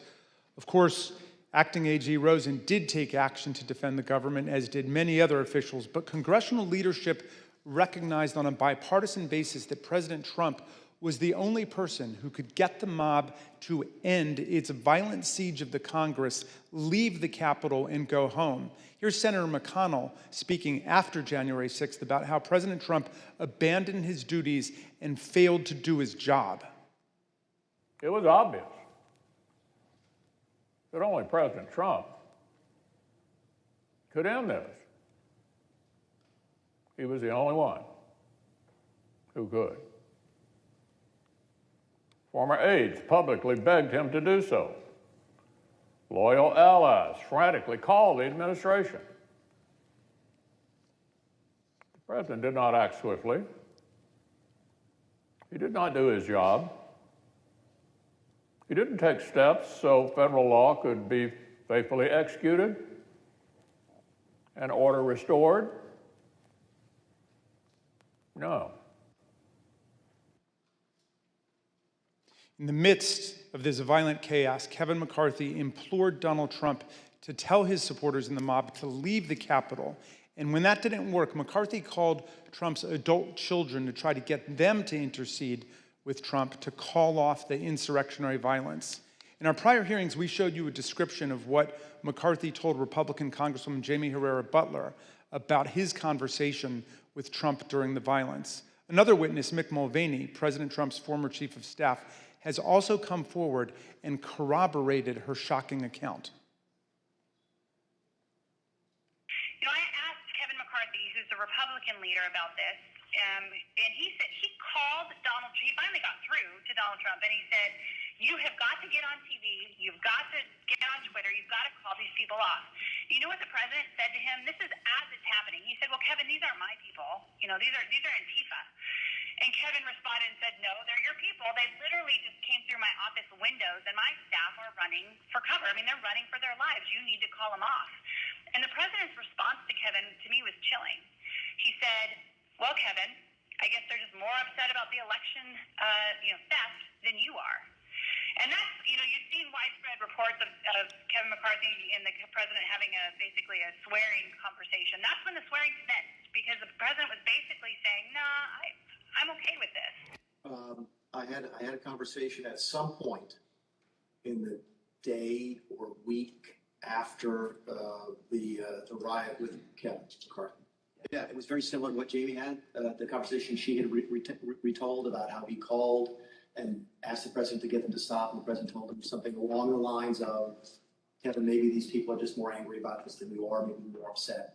I had the conversation similar to that with Kevin in the day to week after the riot. And we know how Kevin McCarthy described President Trump's conduct, both in public and in private. The president bears responsibility for Wednesday's attack on Congress by mob rioters. He should have immediately denounced the mob when he saw what was unfolding. These facts require immediate action by President Trump. Accept his share of responsibility, quell the brewing unrest, and ensure President-elect Biden is able to successfully begin his term. But let me be very clear to all of you, and I've been very clear to the president. He bears responsibilities for his words and actions. No ifs, ands, or buts. I asked him personally today, does he hold responsibility for what happened? Does he feel bad about what happened? He told me he does have some responsibility for what happened. And he needs to acknowledge that. 2:24 p.m., knowing the deadly riot was now bearing down on his own vice president, President Trump composed and sent a tweet attacking Vice President Pence, accusing him of cowardice for not unilaterally rejecting Electoral College votes for Joe Biden and simply handing Trump the presidency. The impact of that tweet was foreseeable and predictable. It further inflamed the mob, which was chanting, "Hang Mike Pence," and provoked them to even greater violence. This deliberate decision to further enrage the mob against Vice President Pence cannot be justified by anything that President Trump might have thought about the election. The tweet came precisely at the time Pence's Secret Service detail was most seriously concerned for the vice president's physical safety. We've obtained new documents from the Secret Service, real-time chats that underscore the threat they knew the vice president would be facing because of the president's escalating incitement of the mob. After Trump's tweet, one agent in the Secret Service's intelligence division immediately warned, POTUS just tweeted about Pence, probably not going to be good for Pence. Another agent reported the dramatic impact of Trump's anti-Pence tweet on his followers. POTUS said he lacked courage, over 24,000 likes in under 2 minutes. Employees at Twitter were nervously monitoring the situation. They knew that certain Twitter users were rioting at the Capitol and tweeting about it at the same time. As the afternoon progressed, the company detected a surge in violent hashtags on the platform, including lines of lethal incitement like, "Execute Mike Pence." Listen to this former Twitter employee, Anika Navarroli, who first came to the committee anonymously, but has now bravely agreed to be named because she wants to speak out about the magnitude of the threats facing our people. And you were also seeing content on the platform at that time that was threatening towards the vice president. Hashtag execute Mike Pence. They were literally calling for his execution. As this tweet was going out. Yes. And in response to this tweet too, because I think as many of Donald Trump's tweets did, it again fanned the flames, and it was individuals who were already constructing gallows, who were already willing and able and wanting to execute someone and looking for someone to be killed. Now the individual who has called upon them to begin this coup is now pointing the finger at another individual, while they're ready to do this. Here's a small sample of the reactions that President Trump's Fan the Flames tweet provoked among Capitol rioters in real time. What percentage of the crowd is going to the Capitol?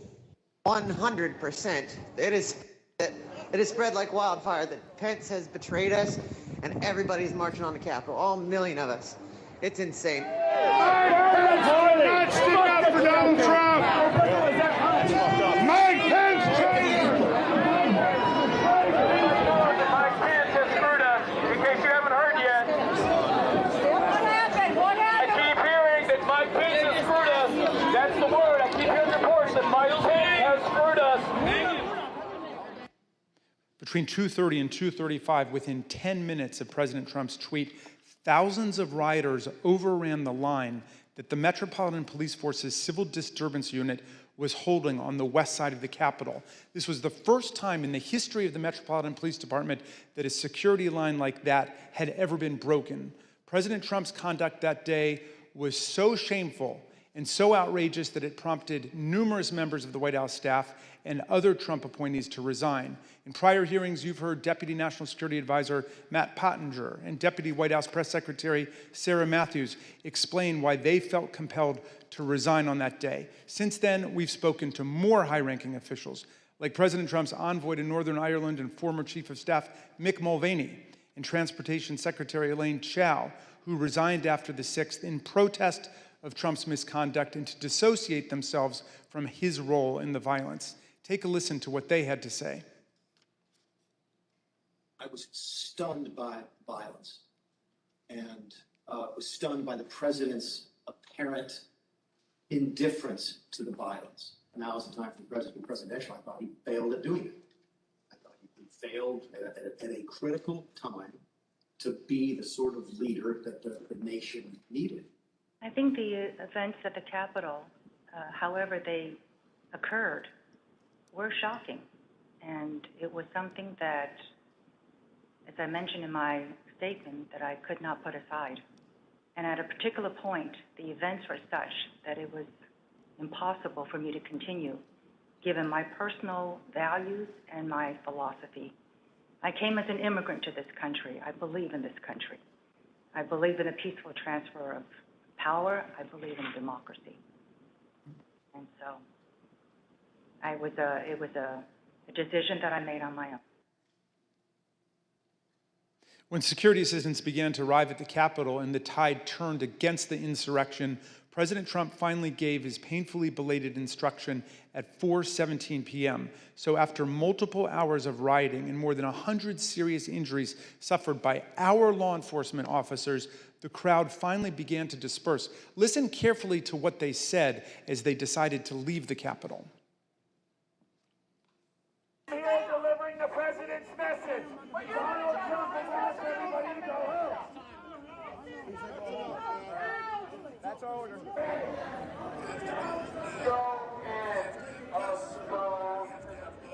He says go home. He says go home. Yeah, he said to go home. Finally, at 6:01, President Trump tweeted again, not to condemn the mass violence in any way, but rather to excuse and glorify it. Significantly, he made it clear that he considered the violence perfectly foreseeable and predictable. Check it out. These are the things and events that happen when a sacred landslide election victory is so unceremoniously, viciously stripped away from great patriots who have been badly, unfairly treated for so long. These are the things that happen, he said, giving the whole game away. Trump was telling us that the vice president, the Congress, and all the injured and wounded cops, some of whom are with us today, got what was coming to us. According to Trump, January 6th should not be a day that lives in shame and infamy in our history, but rather in glory. Remember this day forever, he wrote proudly, as if he were talking about D-Day or the Battle of Yorktown.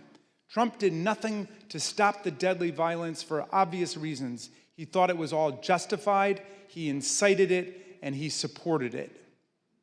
Would it have been possible at any moment for the president to walk down to the podium in the briefing room and talk to the nation at any time between when you first gave him that advice at 2 o'clock and 4:17 when the video statement?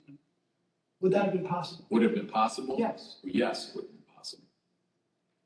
If the president had wanted to make a statement and address the American people, he could have been on camera almost instantly. And conversely, the White House press corps has offices that are located directly behind the briefing room. And so if he had wanted to make an address from the Oval Office, we could have assembled the White House press corps probably in a matter of minutes to get them into the Oval for him to do an on-camera address. Mr. Chairman, nothing in law or fact could justify the president's failure to act. And I assume you also would agree the president has a particular obligation to take care that the laws be faithfully executed. That is one of the president's obligations, correct. Mr. Chairman, in numerous places, our Constitution strongly opposes insurrection and rebellion. Article 1 gives Congress the power to call forth the militia to suppress insurrections. Section 3 of the 14th Amendment disqualified from holding federal and state office anyone who has sworn an oath to defend the Constitution but betrays it by engaging in insurrection or rebellion. It was President Lincoln at the start of the Civil War in 1861 who best explained why democracy rejects insurrection. Insurrection, he said, is a war upon the first principle of popular government, the rights of the people. American democracy belongs to all the American people, not to a single man. Thank you, Mr. Chairman. I yield back. The gentleman yields back. During this committee's first hearing in July of last year, our witnesses were 4 police officers who helped repel the riots of January 6th. We asked them what they hoped to see the committee accomplish over the course of our investigation.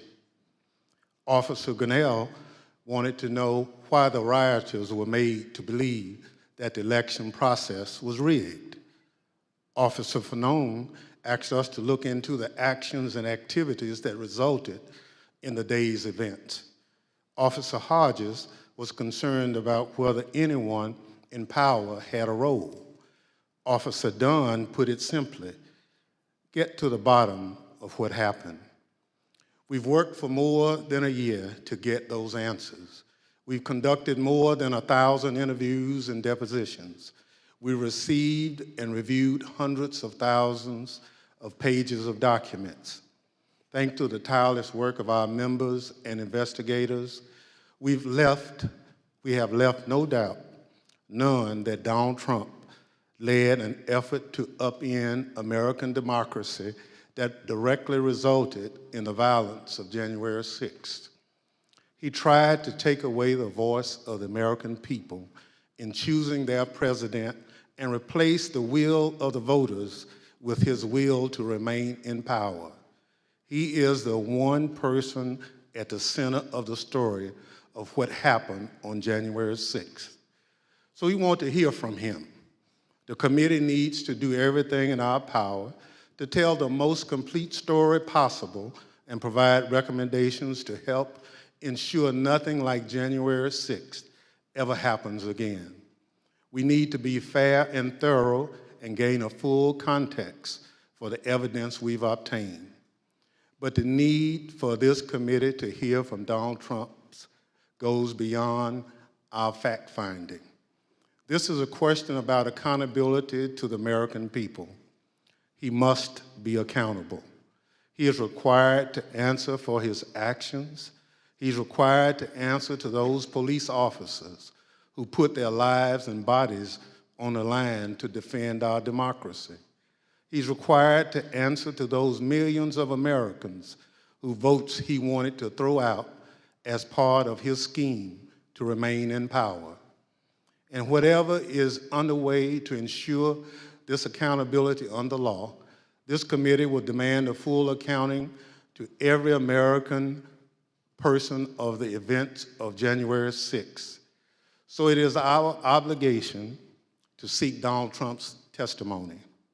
There's precedent in American history for Congress to compel the testimony of a president. There's also precedent for presidents to provide testimony and documentary evidence to congressional investigators. We also recognize that a subpoena to a former president is a serious and extraordinary action. That's why we want to take this step in full view of the American people, especially because the subject matter at issue is so important to the American people and the stakes are so high for our future and our democracy. And so, I recognize the Vice Chair, Ms. Cheney of Wyoming, to offer a motion. Mr. Chairman, pursuant to today's notice, I send to the desk a committee resolution and ask for its immediate consideration. The clerk will report the resolution. Committee Resolution 1, resolved that the chairman be and is hereby directed to subpoena Donald J. Trump for documents and testimony in connection with the January 6th attack on the United States Capitol pursuant to Section 5C4 of House Resolution 503 and Clause 2M of Rule 11 of the Rules of the House of Representatives. The gentlewoman from Wyoming is recognized on her resolution. Thank you, Mr. Chairman. Mr. Chairman, our committee now has sufficient information to answer many of the critical questions posed by Congress at the outset. We have sufficient information to consider criminal referrals for multiple individuals and to recommend a range of legislative proposals to guard against another January 6th. But a key task remains. We must seek the testimony under oath of January 6th central player. More than 30 witnesses in our investigation have invoked their Fifth Amendment right against self-incrimination, and several of those did so specifically in response to questions about their dealings with Donald Trump directly. Here are a few examples. This is Roger Stone with Oath Keepers at the Willard Hotel on the morning of January 6th. And here is Mr. Stone testifying before our committee. Did you speak to President Trump on his private cell phone on either January 5th or January 6th? Once again, on advice of counsel, I will assert my Fifth Amendment right to respectfully decline to answer your question. This is General Michael Flynn walking with Oath Keepers on December 12th, 2020. And here is General Flynn's testimony before our committee. Did you, General Flynn, talk to President Trump at any point on January 6, 2021? The 5th. Here is John Eastman, fraudulently instructing tens of thousands of angry protesters that the Vice President could change the election outcome on January 6th. Later on this same day, Dr. Eastman acknowledged in writing that Donald Trump knew what he was attempting was illegal. Here is John Eastman testifying before our committee. Did President Trump authorize you to discuss publicly your January 4th, 2021 conversation with him? Fifth. So is it your position that you can discuss in the media direct conversations you had with the President of the United States, but you will not discuss those same conversations with this committee? Fifth. Here is Jeff Clark, who conspired with Donald Trump to corrupt the Department of Justice. President Trump wanted to appoint Jeff Clark as acting Attorney General. And as you can see in this call log we obtained from the National Archives, he did so. And here is Mr. Clark testifying before our committee. Mr. Clark, when did you first talk directly with President Trump? Fifth. Mr. Clark, did you discuss with President Trump allegations of fraud in the 2020 election? Fifth. Other witnesses have also gone to enormous lengths to avoid testifying about their dealings with Donald Trump. Steve Bannon has been tried and convicted by a jury of his peers for contempt of Congress. He is scheduled to be sentenced for this crime later this month. Criminal proceedings regarding Peter Navarro continue. And Mark Meadows, Donald Trump's former chief of staff, has refused to testify based upon executive privilege. The committee's litigation with him continues.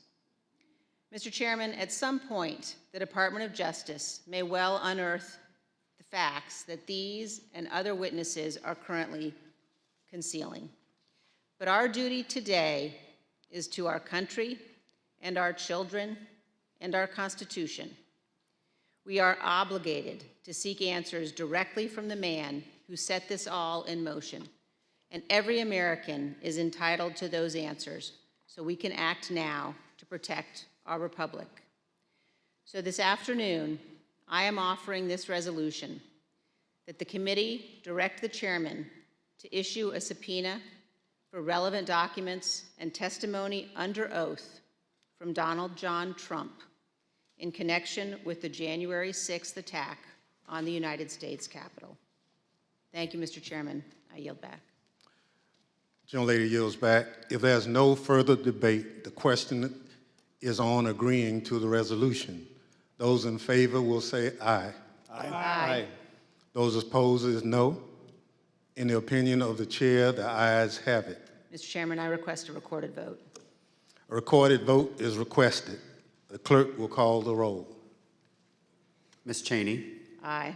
Ms. Cheney, aye. Ms. Lofgren. Aye. Ms. Lofgren, aye. Mr. Schiff. Aye. Mr. Schiff, aye. Mr. Aguilar. Aye. Mr. Aguilar, aye. Mrs. Murphy. Aye. Mrs. Murphy, aye. Mr. Raskin. Aye. Mr. Raskin, aye. Mrs. Luria. Aye. Mrs. Luria, aye. Mr. Kinzinger. Kinzinger, aye. Mr. Kinzinger, aye. Mr. Chairman. Aye. Mr. Chairman, aye. The clerk will report the vote.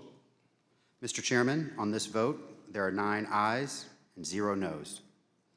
The resolution is agreed to. Without objection, a motion to reconsider is laid on the table. The chair requests that those in the hearing room remain seated until the Capitol Police have escorted members from the room. Without objection, the committee stands adjourned.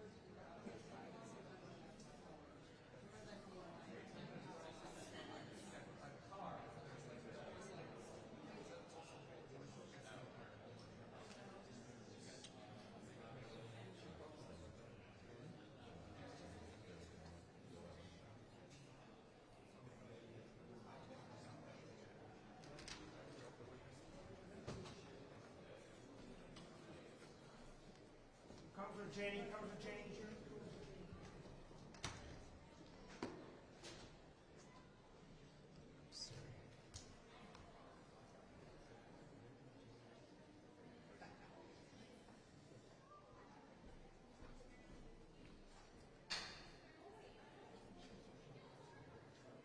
Yes. Highly intentional. Yeah.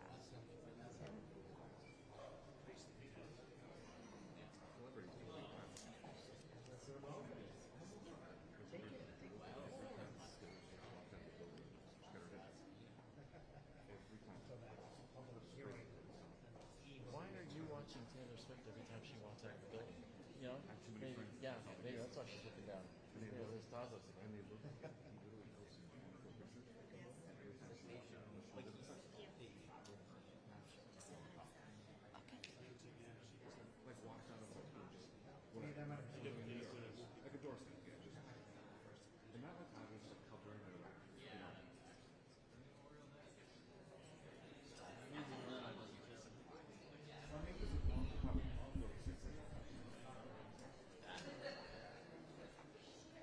Just a little known fact, Maisie Bruno writes just scathing breakup songs. You would not, you don't want to break up with her.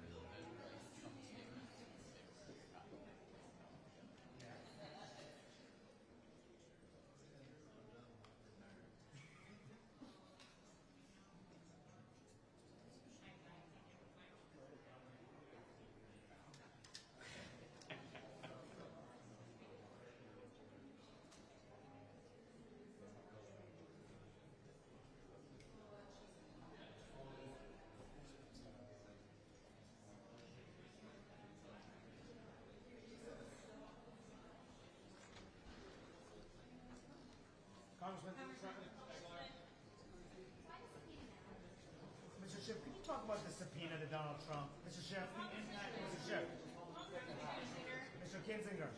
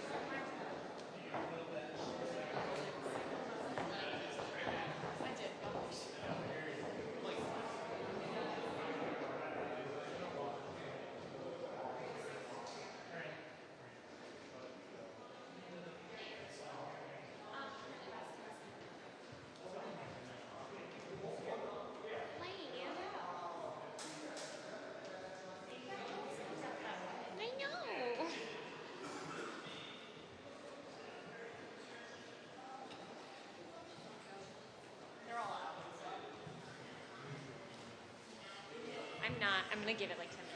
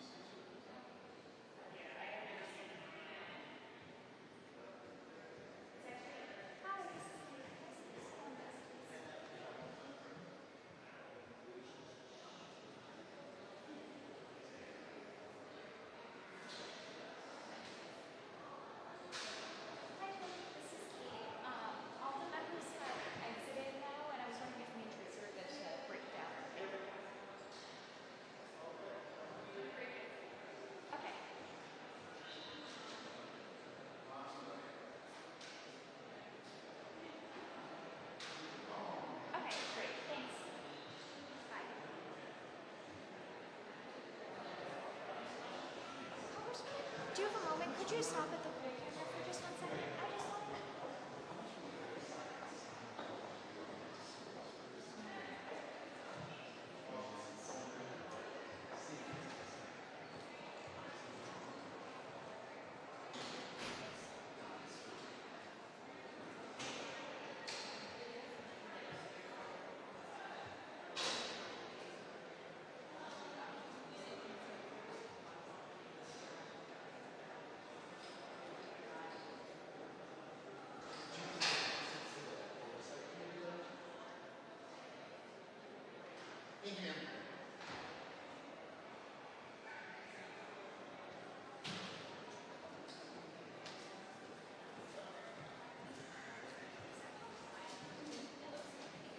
Y'all were entitled, which is great. Bye. Tony said keep it black, don't go dark. Tony says keep the can black, don't go dark.